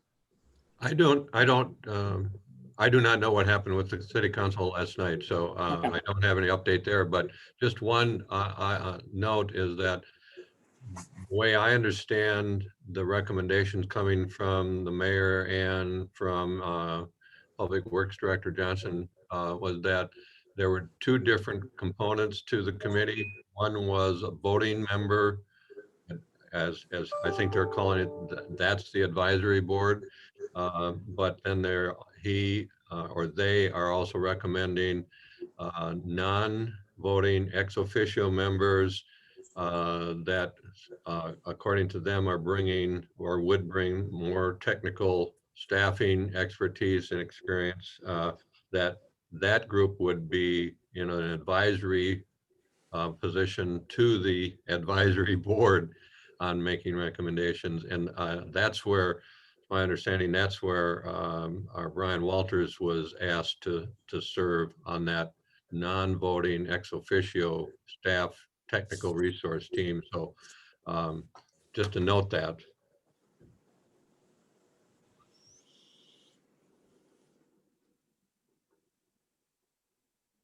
Yeah, I'm looking for if I have any notifications. Go ahead, Commissioner Murphy. No, I'm sorry, but do I understand that there is a committee, a broadband committee created by the city of Bellingham? They have voting members and then non-voting members, and that the PUD was not invited? Is that what you're saying? No, it's my understanding that, yes, that they're making, that they, Public Works Director Johnson and the mayor are making a recommendation to the county or to the city council that there's two different components to this advisory board. One is a list of folks that would be voting members. They would be, quote, the advisory board to the city council. And then a second list of non-voting, they're calling them ex officio members, that they are recommending be asked to sit in a, quote, staff technical sort of resource to the voting advisory board members in making their final recommendations to the city council. It's my understanding that folks like Brian and like Gina Stark from the Port of Bellingham are a couple of, I think there's about 7 folks that are on that non-voting ex officio list.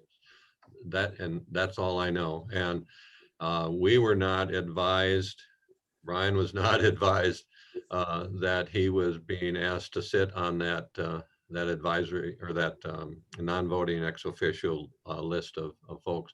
I did have an opportunity to talk to Gina Stark yesterday. She said that she was aware of herself being asked to sit on there, but it was not representing, the port in that. It was capacity. It was just saying, here's someone that is working in the community, works for a public agency, has expertise in working on broadband and fiber in the community. So that's all I know. And I do not know how that list went to the city council last night and what their action was or was not. So. Well, I guess, Steve, what I don't understand is, one, I think the PUD should be involved, but not as a non-vote member. I mean, the PUD and the port should be on the vote member. How do we get to that point where we have representation as a voting member? Can we do that? It's the city council resolution. If I'm sorry, Steve, if I No, may. go ahead. No, my suggestion is, if there's interest on behalf of the commission to get a commissioner appointed to that voting board, then I think that you should, pass a motion designating which of the commissioners would be that representative and send a letter to Mayor Fleetwood and asking to have that commissioner appointed to that board. That'd be my recommendation. Because you can pass a motion, or the three of you can decide which one of you should be appointed to that board, but it's still going to be up to the mayor and the city council to actually make that appointment. Well, I support what you're saying, Steve, because I think we should make a motion to put one of our commissioners as a voting member, because the PUD has taken so much interest in broadband in Whatcom County, as well as the port, that, the government's got to come together. It can't just say the city of Bellingham and then the port of the PUD. We got to work together. And so I would strongly make a motion to put one of our commissioners on that voting member, request it, I should say, because that's where it's got to be. we got to quit being individual government agencies trying to solve things. We got to work together, and you can't be a non-voting member. I've been on committees like that and I know what it is. Thank you, but no thank you. And you have no say after that. We got to be a voting member. And I would like to make a motion at least to say that one of our commissioners, and I guess we may need a name of a commissioner at this time, to say request to the mayor on being placed on the voting membership board.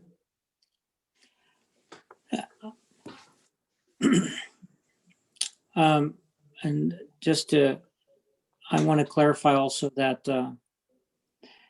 at the last city council meeting of 2020, I made a public comment as a private citizen, asking about what was going on and whether there was a potential for cross government involvement. And it seems to me that the county should be involved to some degree. So what we have here is a city council resolution and staff action that also seem to me is not ideal. So I'm not sure how much we have the ability to influence the current status of things. And I've looked through my notes to see if I've got any information on what happened last night. I don't unfortunately know at this moment what happened last night. I think what I support very much what Commissioner Murphy said regarding the idea of picking a name of one of our commission to represent the PUD, but also requesting that it be part of a body that is able to vote on recommendations to not just the city, but to all the local governments regarding broadband policy. And at this point in this meeting, I'm not sure we can do much more. But I'm wondering if that even falls under this particular agenda item, if you understand what I mean. Perhaps we should approve all the other positions and then pass a separate resolution. But Commissioner Grant?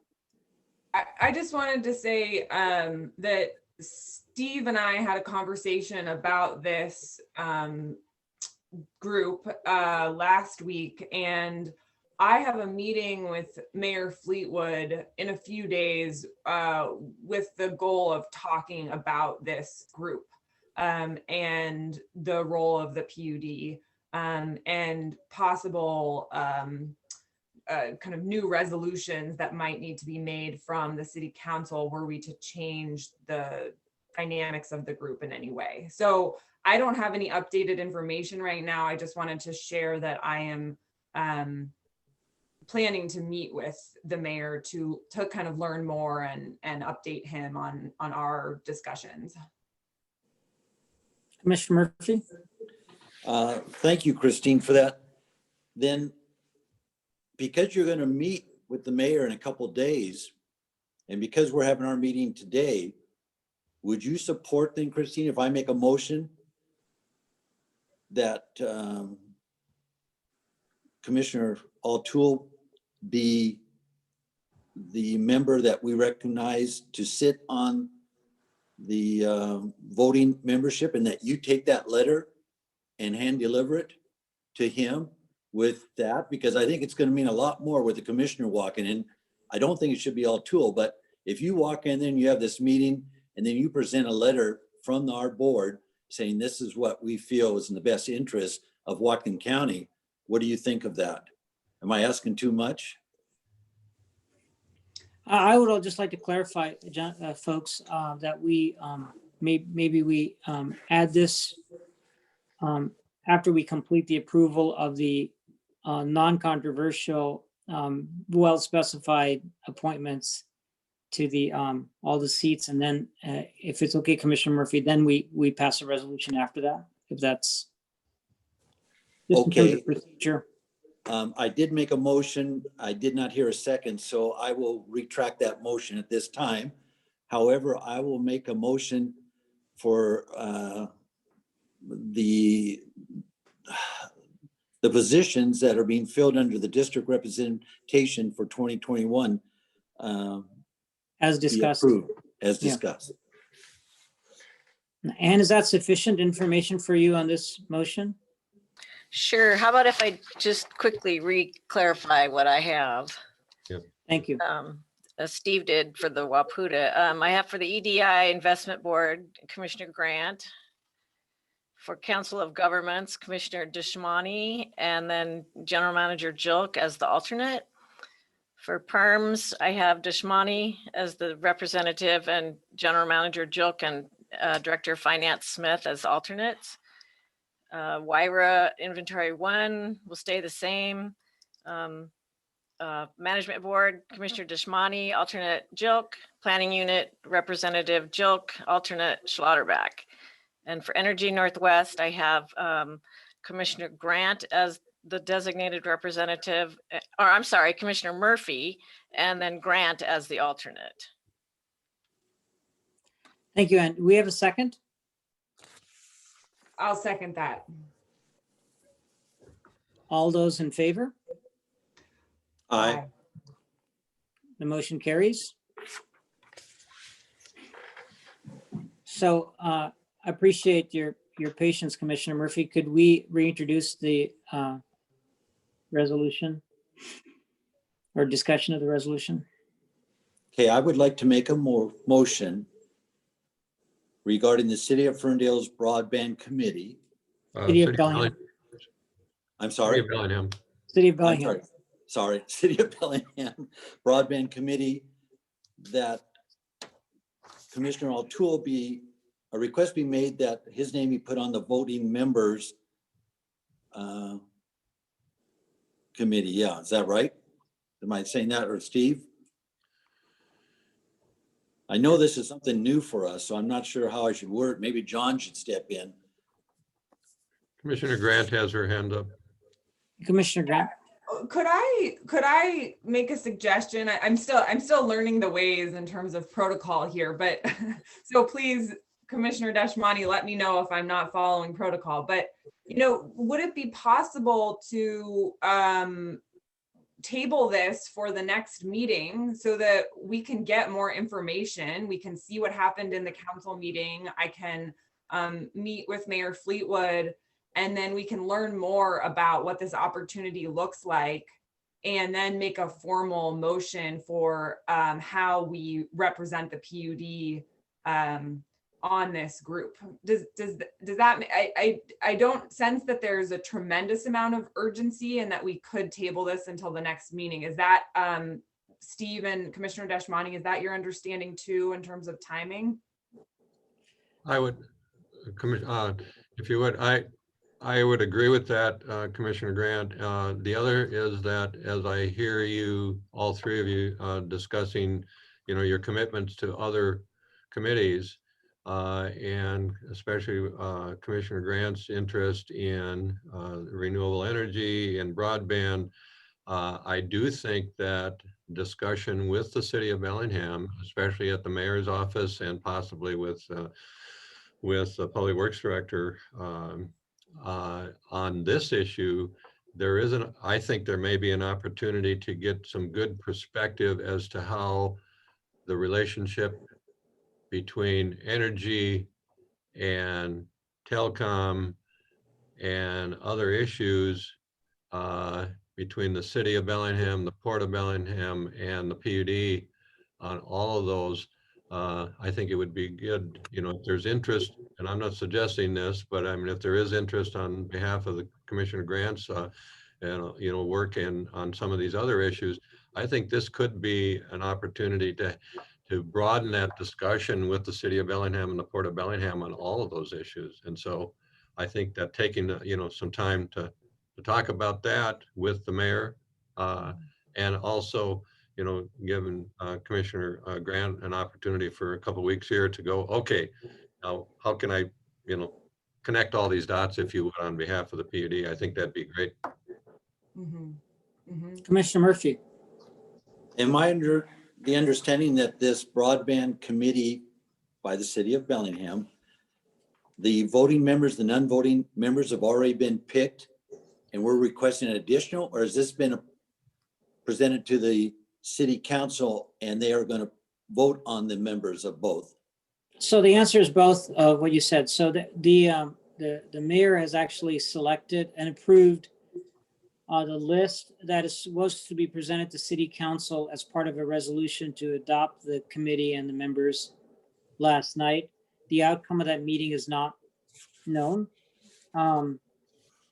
It wasn't a for sure done deal. I do know that there was some city council members who may not have been comfortable with the slate.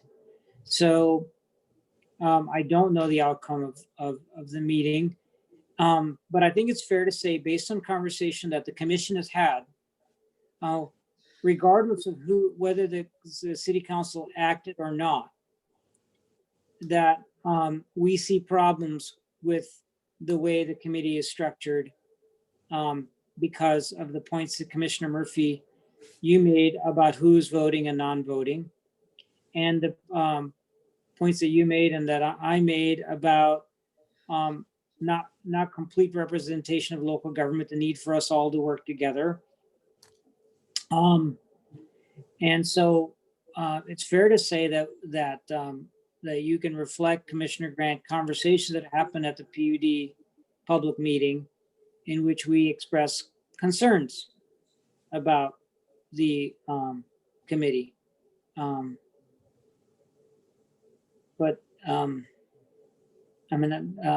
I think that those concerns are valid and perhaps they could be answered, but at this point, I'm concerned about the committee. Commissioner Murphy. Thank you, Atul. My urgency to push this through was because I did not think that the voting members and all the non-voting members, or maybe they had been picked, but I was aware the voting members have been picked. If they have been picked, then I guess there's no urgency. If they haven't been picked and the mayor or the city council is still trying to pick who those people may be, my urgency is to make sure we get on there quick. And we drive that home to them that we need to. But if that's still out there, I would still push that we move fairly quickly to express our feelings. And I think it's great that Christine's going to be meeting with the mayor, and I would support her speaking on our behalf, if you're okay with that, to say, this is where we're at, this is what we feel, and this is what we want. And then she can report back to us that if the mayor's open to it, or the city council, that we take that motion at that time. Is that what I'm hearing being said? Can I? Yes, what I hear. I'm happy to convey that information to the mayor. I think one additional thought that I had as somebody that was on a fairly similar board for the city of Bellingham recently is that we might want to suggest that we have a commissioner as a voting member of the group, as well as a staff member that is a non-voting member. And not to give you a whole bunch of work, Brian, but I mean, we are creating this telecom position, and that is a high priority. And I am hopeful that we will have a wonderful new hire soon. And there's often a lot of work to do outside of those meetings in terms of analysis, and would want to make sure we have a staff person there that's absorbing everything that's happening in the meetings as well. So that's what I would recommend, is that we ask to have one representative as a voting member and one as a non-voting staff member. And I don't know if we need to make a motion to do that, or if I should just have that conversation and then report back at the next commission meeting, and we can make a motion then to decide which commissioner is the voting member if we are granted a position on the group. I could say I can support the general tone that you're describing, Commissioner Grant. Okay.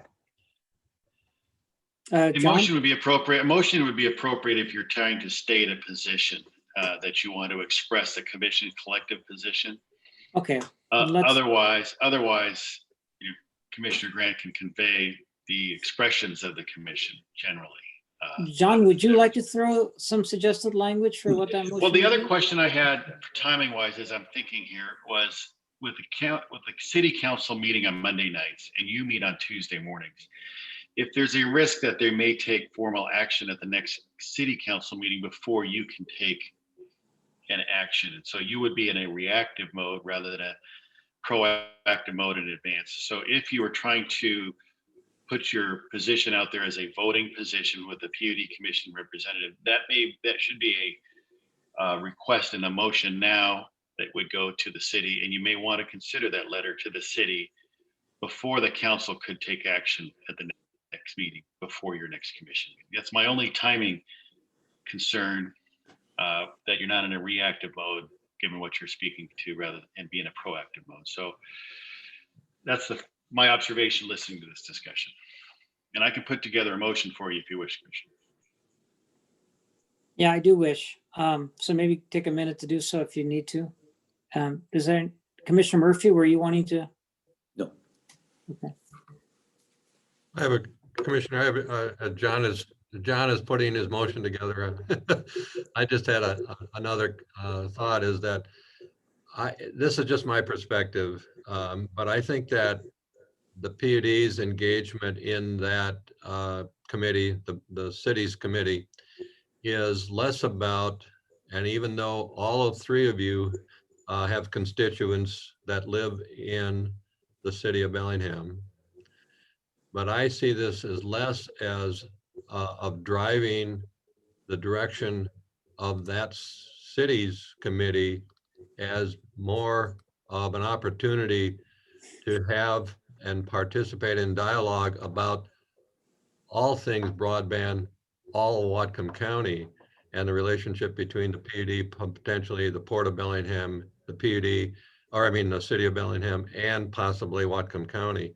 And so I think that's the real value of getting engaged, representing the public utility district on that committee, less than it is simply, you know, and I don't want to say simply, but that you're trying to drive, you know, the direction of that specific committee. Thank you, Steve. That's a really good point. And so really then the action might be for us to schedule a special meeting of the PUD for the three commissioners, invite Gina to attend the conversation. We don't need PowerPoints or any of that at this point. To have a conversation, special meeting on telecommunications / broadband, invite someone from the port, invite someone from the city, and invite someone from the county. And have the PUD lead that and do that at our earliest convenience meeting, noticing laws. I don't need staff to do anything to do that. I just think it's important that we get this meeting going, and the mayor's welcome to attend, frankly, if he wants to.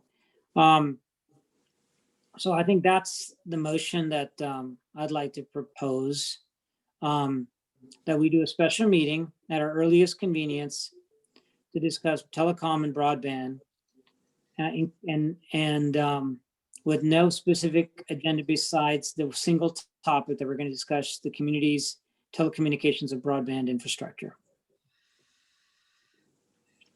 Commissioner Grant. I think that's a great idea because I think Bellingham is really important and they have this group being formed, but I have heard from representatives from, I mean, Ferndale is interested, Blaine and Sumas both are looking for support with broadband as well. So I think that as a PUD, we also really need to take some time to strategize about where it makes the most sense to focus our efforts. And certainly getting engaged with the city of Bellingham process makes sense, but we don't want to forget about the rest of the county. So definitely interested in having that special meeting as soon as possible, kind of while continuing to have dialogue with the city of Bellingham. Commissioner Murphy. Yeah, I support what the two of you are saying, but I see the urgency too. If I understand what John said, the city of Bellingham meets every Monday, is that correct? I believe it's every other Monday, and I think Every other their Monday. meetings are often the Monday night before your commission meeting.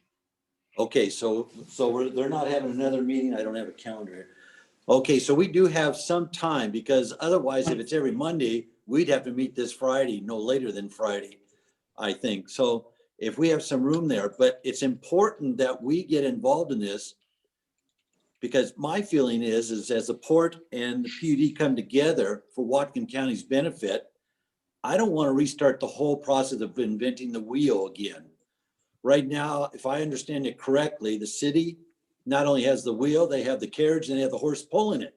And we need to jump on board, and I'm hoping they're willing to listen to the needs of Whatcom County and get involved with us as one body to support Whatcom County. So I'm pushing to get on that board. One of you, Tool, you seem to, I followed you for the last 2 years, and that's all you talked about, dreamt about. So I would like to put you in that position. Nothing against you, Christine, because I know you're very interested too. But I'm willing to back off a little and wait if you want to wait a couple of weeks. Otherwise, I'm ready to hear John's motion and move on it. Well, I'll just say the next council meeting is the 25th. I'm looking on the line here, and your next commission meeting is the 26th. So that was my timing concern, is that they took some formal action.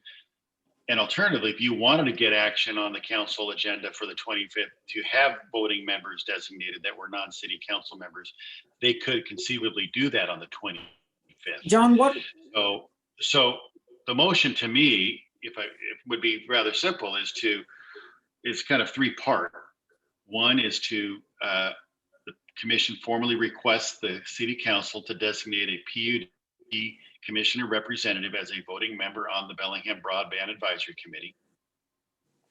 2, that Commissioner blank be that designee. And then 3, that the staff prepare a letter to the mayor and the council for execution by the commission president, making this request and explaining the reason. I think Steve gave some of that reasoning about the countywide needs, the countywide perception of broadband and telecom that goes beyond just the city of Bellingham focus, and the need to have countywide voting representative on that committee. I think that's a very logical and persuasive argument on that. So that's the 3 parts to the motion. Would be, one is that we have a commission representative as a voting member on the Bellingham Broadband Advisory Committee. Part B is that Commissioner blank is the designation. You guys decide the blank. And 3, that staff prepare a letter to the mayor and the council expressing the reasons for that request to be signed by commission president, and have that out this week would be the goal. Yeah, I would support that. That's what I heard. resolution. That's what I heard, the 3 parts of the motion. So do we have a motion then? I can make that motion, yes. That Tool, you be the representative from the PUD.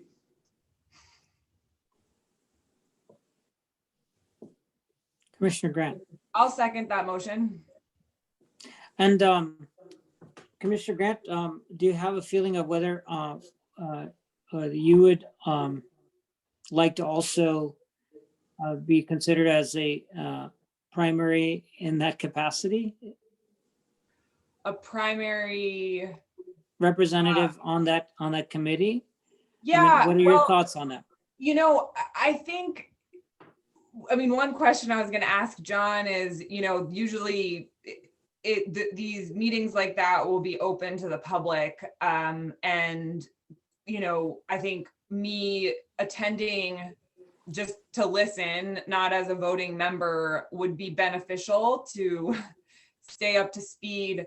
And then, I think we're kind of having to operate here with, the fog of the future. But my feeling is that there are going to be similar efforts either for the county or for other smaller cities. And some of that will come to the surface as we begin more of these conversations with the port, with the county, with EDI. But particularly Blaine, Ferndale, Sumas, how do we, like Commissioner Murphy said, not reinvent the wheel, but take what we're doing with Bellingham and see how we might apply it to other parts of the community. So I would like to be engaged to the extent that I'm able to, while following all of the public meetings rules. Can I respond to that question, Commissioner, before we go to the questions? Sure. So I appreciate the sensitivity to the question, Commissioner Grant, because it's that fine line that's gray, and I want to describe it. I want to distinguish the issues from the PUD association meetings. So in my view, and there's no clear bright line case or attorney general opinion. Your attendance, but not participation, so no deliberation with Commissioner Deshmani. Your attendance, sitting in the back and listening at a meeting like that, is a receipt of information. Since you're not participating, I do not think that falls into an open public meeting. The moment you deliberate, raise your hand, ask a question, say something, that line gets crossed. And so the abundance of caution would be to just do a special public meeting. But you don't have to if you sit on your hands in the back and just receive information. The distinction to me is one of transparency and perception, and why I was a little stronger with the PUD association meetings, going to the Tri-Cities or Olympia, where people can't travel to, and you're in a committee meeting and you're both a representative, and it's hard for the public to observe that, and you're going to raise more political questions in that context, and there is no way to check. And that just starts moving a little bit over into the questions of how do we assure transparency. My line, I'm on Zoom, I'm not going the right way with my hands. So it's a gray area. My abundance of caution is on the WAPUDA, don't you both be in one committee meeting. Okay. Take the reports out. Transparency, it's just a cautionary tale there. For these meetings that will have some sense of openness, because the city council will have an open meeting, presumably, given the numbers that they have, or even so the public can attend, you need to be very vigilant to not participate. Once you do, there's a violation. If Commissioner Deshmani is on the board and voting. Okay. Hey, this is for John. Commissioner Murphy, yeah. Yeah, John. If Yes, all sir. O'Toole is appointed to be a voting member, why could not Christine be a non-voting member if we put her in that position because of her expertise? I mean, both O'Toole and Christine have a tremendous amount of background involvement under Broadband. They'd both be excellent. It's just that we can't have them both be voting members. Can we have one be a non-voting? Well, no, once they're both on the committee, voting or non-voting, and they meet and they deliberate, you would have deliberations, and that would be having a meeting. It's akin to the serial meeting for emails, for instance. If Commissioner Deshmani sends an email to Commissioner Grant and nothing happens, we would be able to defend that as not a meeting, because that was just an exchange of an opinion and nothing came back.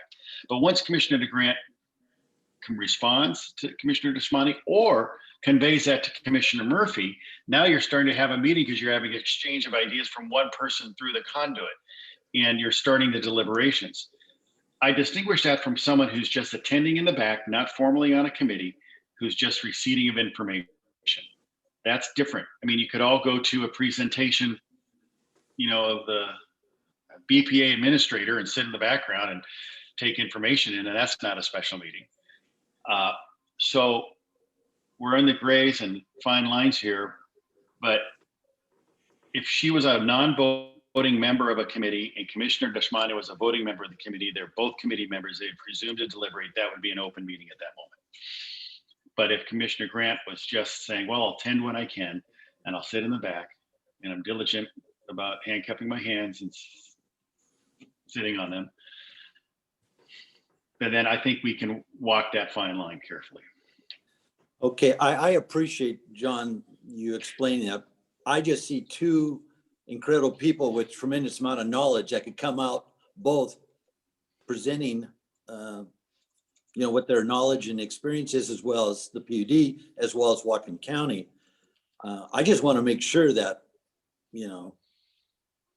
the city of Bellingham allows one of ours, if not both of them, to be involved somehow. Well, Commissioner, you can have this be both appointed. You can make that request, and if both are appointed, I would just say have a special meeting notice for every meeting.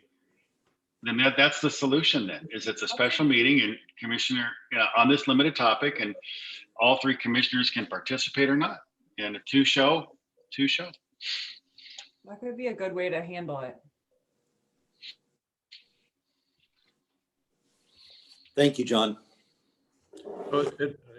There's a motion and seconded to Thank you, Steve. consider the motion that John. Yeah, the way I'm interpreting what's happening parliamentary wise is that there's been a motion, a second, and we're discussing the motion. Repeat the motion, John, but maybe we want to amend the motion. But John, would you repeat the motion again? Yeah, just updating Tom Motimer for a second on time wise. I keep emailing him every 15 minutes to let him know where we're at. No, that's fine. Thank you for doing that. Yeah. So the motion was to make the request to the council that the commission have a voting member from the commission on the Bellingham Broadband Advisory Committee. Two, that Commissioner, I said blank, it was Doshmani, I think was Mike's motion. Yep. Commissioner Doshmani be the commission's representative. And that three, that staff prepare a letter to the council and the mayor expressing the rationale behind the request for the voting member, with the focus on that county-wide perspective and interest that the commission brings. And that be signed by the commission president. Ideally, we have that out by the end of the week. That was the motion, and the discussion around a possible amendment to that motion is to ask for a voting and non-voting member representatives from the commission. And if that was the approach, then with the understanding that would then mean each one of these BAG meetings, that's why I see the acronym, Bellingham Broadband Advisory Committee or group, would be a special meeting of the commission at each one. So the motion to amend that was being discussed was just that, add a non-voting member to the group, and that'd be Commissioner Grant. And the amendment would need a motion in a second. So what as terms of procedure, just a moment, Steve, in terms of procedure, we could withdraw the original motion and second and reintroduce a That's new correct. motion. That's correct. Is what I would suggest. But before we do that, Steve, is there something you'd like to comment? Just a logistical challenge is that if every one of those meetings that you would attend would be a PUD special meeting, that means that that whoever, the commission would actually have to hold a special meeting, and you as president of the commission would actually have to call that meeting to order, and logistically how to manage that along with the city's broadband committee at the same time. Not impossible, but it's going to be challenging. So, yeah, I think this is a challenge that many public entities address all the time. So I'm sure we can follow best practices, and I'm sure there's good best practices about how all that works. Well, the circumstance Steve brings up an excellent point here, particularly now we're under COVID, in that you're going to have a staff person from the city presumably send out the Zoom invite.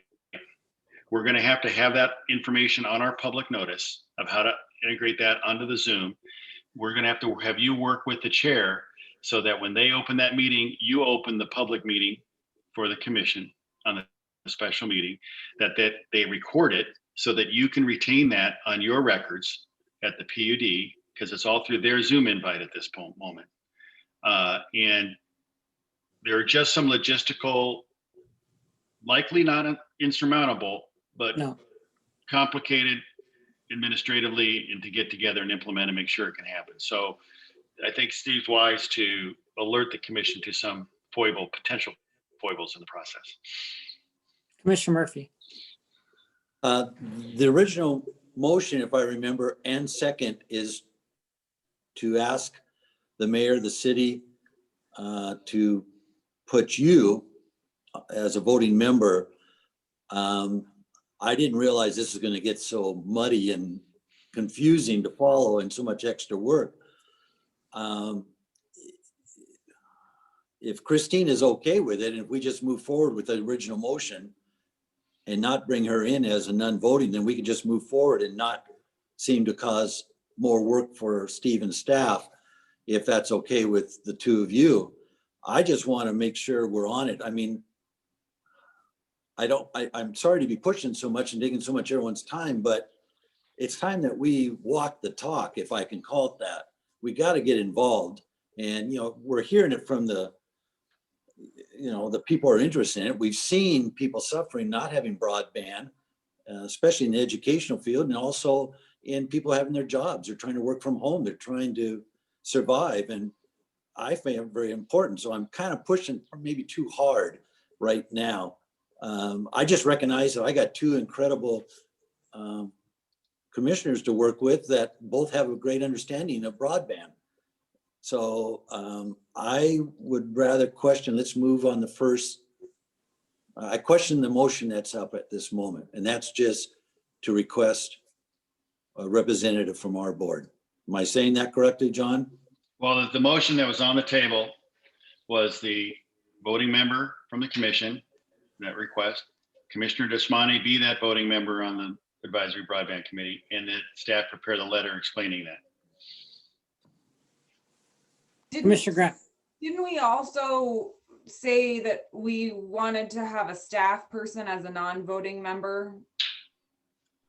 Brian's already that was part of the earlier discussion. Okay, so yeah. could that be included in this motion? Because I do think that is important, that it's not just a commissioner. And as far as I understand, Brian's already been chosen by somebody, not us, to be a representative. Brian, you can run, but you can't hide. Sorry about that. I guess, Christina, Mike and you can accept that as a friendly amendment to the motion, if you like. Yeah. Okay. I'm fine with that.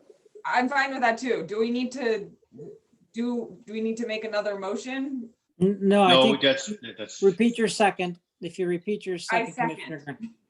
And so we have a motion on the table. Is there any further discussion? Okay, so all those in favor, please signify by saying aye. Aye. The motion carries. Steve, did you have something you wanted to address? I think I said it earlier on in the discussion, but I see this, your action in going to the mayor with this is more of a strong notice of interest on behalf of the PUD to be engaged in the broader discussion in Whatcom County about broadband and less about getting quote on the committee. And I think that talking to the mayor and having him hopefully support your request to get on the committee as a voting member is just the opening of the door for future discussions around how the PUD and the port and the city of Bellingham can work collectively on this. Thank you, Steve. While we're on the subject of broadband, I would like to make a request that we schedule a special meeting for the commissioners to discuss broadband and telecom policy. And I would suggest that, and I know that your interest is, as soon as possible, but I think that reasonably, I think that we should look at our maybe the second week of February. I think that's too far out. When is Christine's meeting with the mayor? It is The 15th is, I'm still waiting for final confirmation on that, but the 15th is the date we've got right now. What are special meeting rules about the soonest we can have a special meeting? 24 hours notice to be able to publicize this special meeting, at least How about 24 next hours in advance. How about next Tuesday in the same time slot at 8 a.m.? That works for me. Let's make that so. Well, we need to, I respect that. We we need to have some pretty firm direction as to what the construct of that meeting is and who we're going to have this, you know, how we're going to approach the discussion, and whether, I mean, is it simply to bring parties together, the city, the county, the port, and just have a open discussion, or is it trying to set some kind of a direction as to how all parties, all public agencies at this point, I would suggest, how we want to proceed. Yeah, and thank you for clarifying that, because a lot's been said in this conversation. So I understand your concern. The thing that I'd like to have as focus is just the topic. Have the three commissioners present and potentially, if available, someone from the port.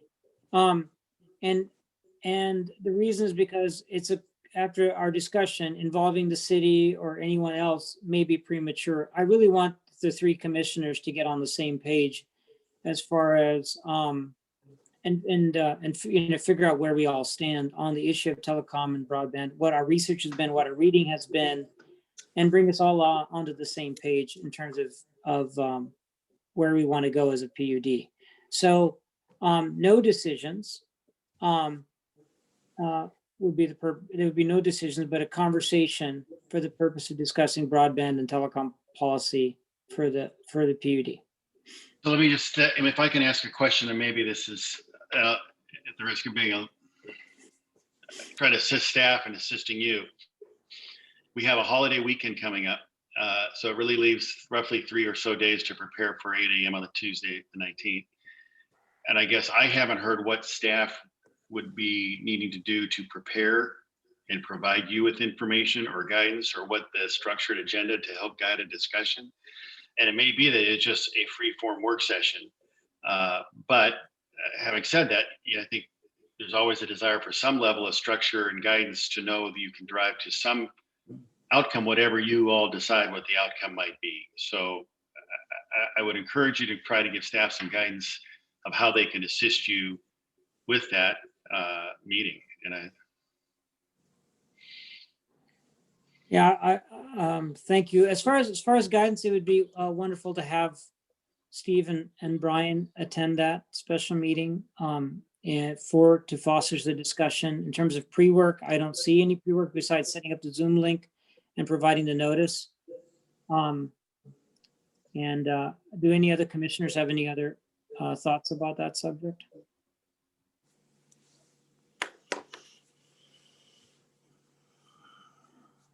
I'm thinking.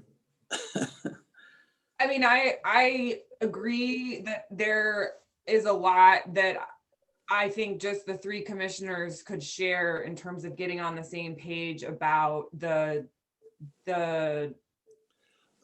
direction going forward. So I'm in support of having that special meeting.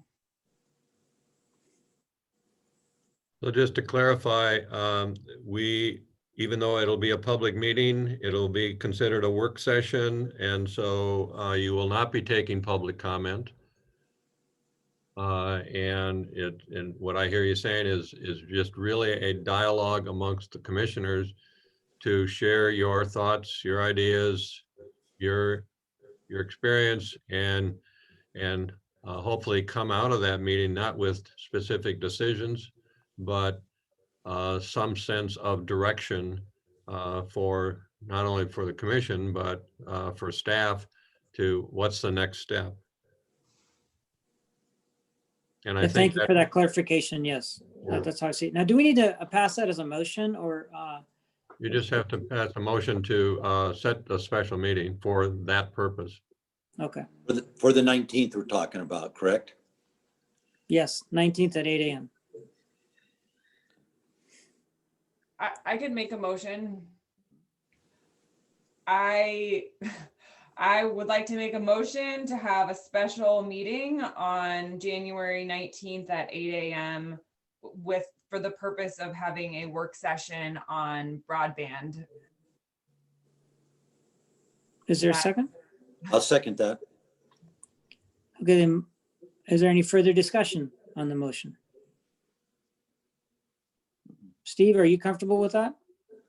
Not completely, but I'm a little apprehensive about, being the one that, as John indicated, what can staff provide in terms of, any pre-meeting information, not guidance to you at all, but, I just feel like I hope that your discussion will be fruitful so that we staff, I and staff can have a much clearer expectation of where you would like us to go. And that's all. But Thank you. I think it's extremely critical and important to have the discussion. The purpose of my question was to try to make the meeting the most successful that it can be for you. Right. And that's, I think I just experience wise, if I share Steve's apprehension, is that there's some level of structure and guidance and support helps frame discussions, helps move commissioners to a point of direction. And the more free form it is, the less focused the outcomes can become, and just apprehension to make sure that we can support you to be as successful as you want to be. And thank you both for that, because I'm interpreting that as a compliment because you're valuing the time of the commission, and I truly appreciate that. Because we're early in the year, I recognize also though that having a little bit of time to get to know each other on this particular policy issue would be beneficial. Maybe not the most efficient time we've spent in the commission meeting potentially, but will be very, very beneficial in terms of us all getting to know each other. And you've got three commissioners who are extremely passionate about moving ahead in this direction and having a safe place in public view, safe for the public and safe for the commissioners to discuss this would be I think well suited. So I'm going to ask for all those in favor to say aye. Aye. Aye. Okay, the motion carries. So looking at our agenda, we've completed new business. Can we move on to the general manager's report? In all respect to time, and I know we've got legal counsel Mortimer waiting to engage in our executive session, and I know we're going to have a couple of items under Commissioner's report. I don't have anything to add at this time, Commissioner. Thank you. Let's move on to Commissioner reports then. Okay. I don't have anything that's that critical to report because of the executive session. We do have an attorney standing by, so you know what that means.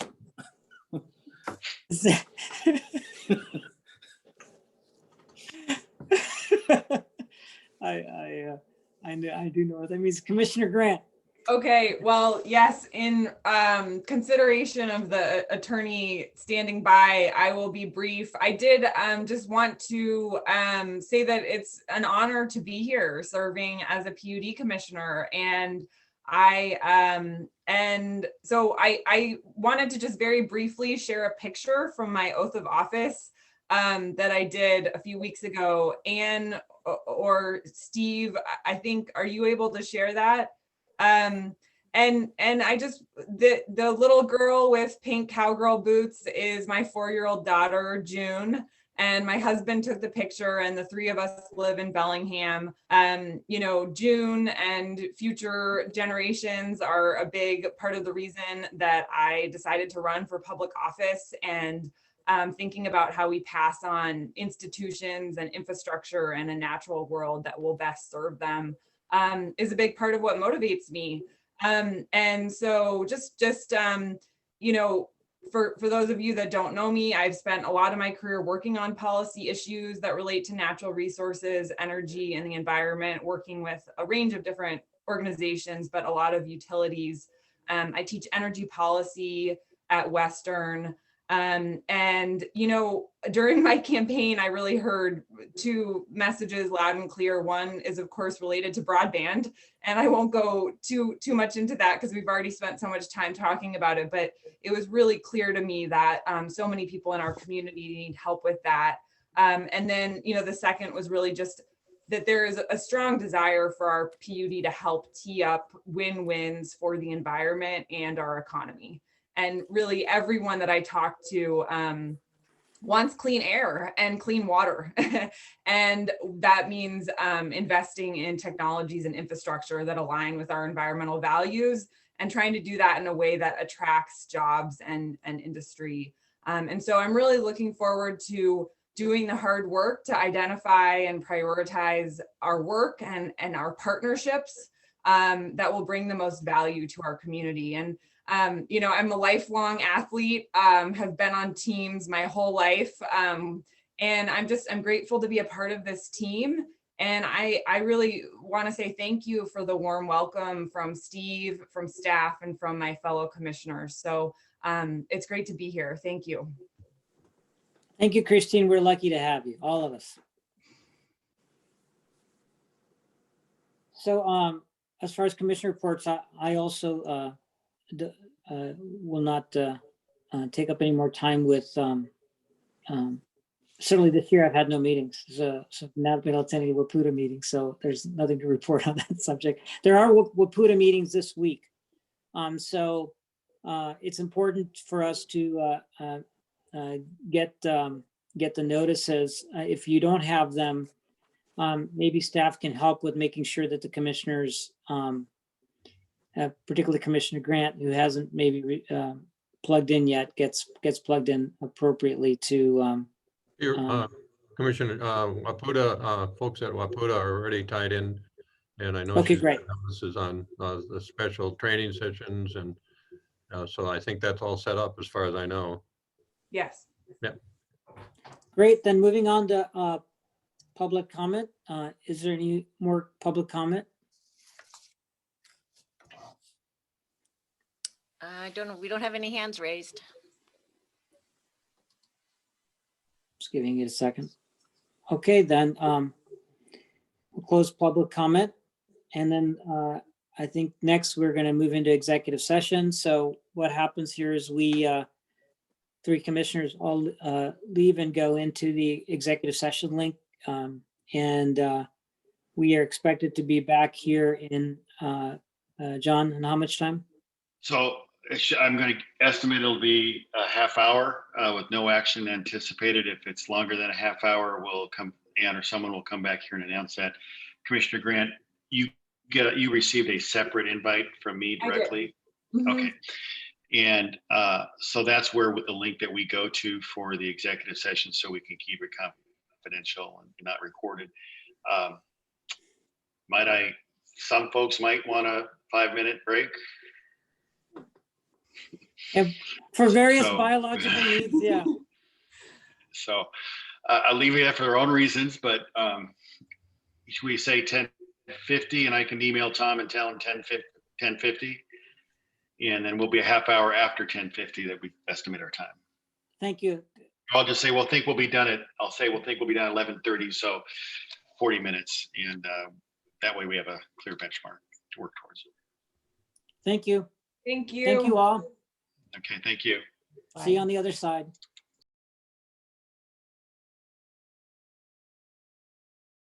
Okay, well, we're all here. There was no action taken in executive session, and I'll entertain a motion to adjourn. I'll make a motion, we adjourn the meeting. Is there a second? I'll second. All those in favor signify by saying aye. Aye. Aye. Thank you all. I look forward to seeing you in a week.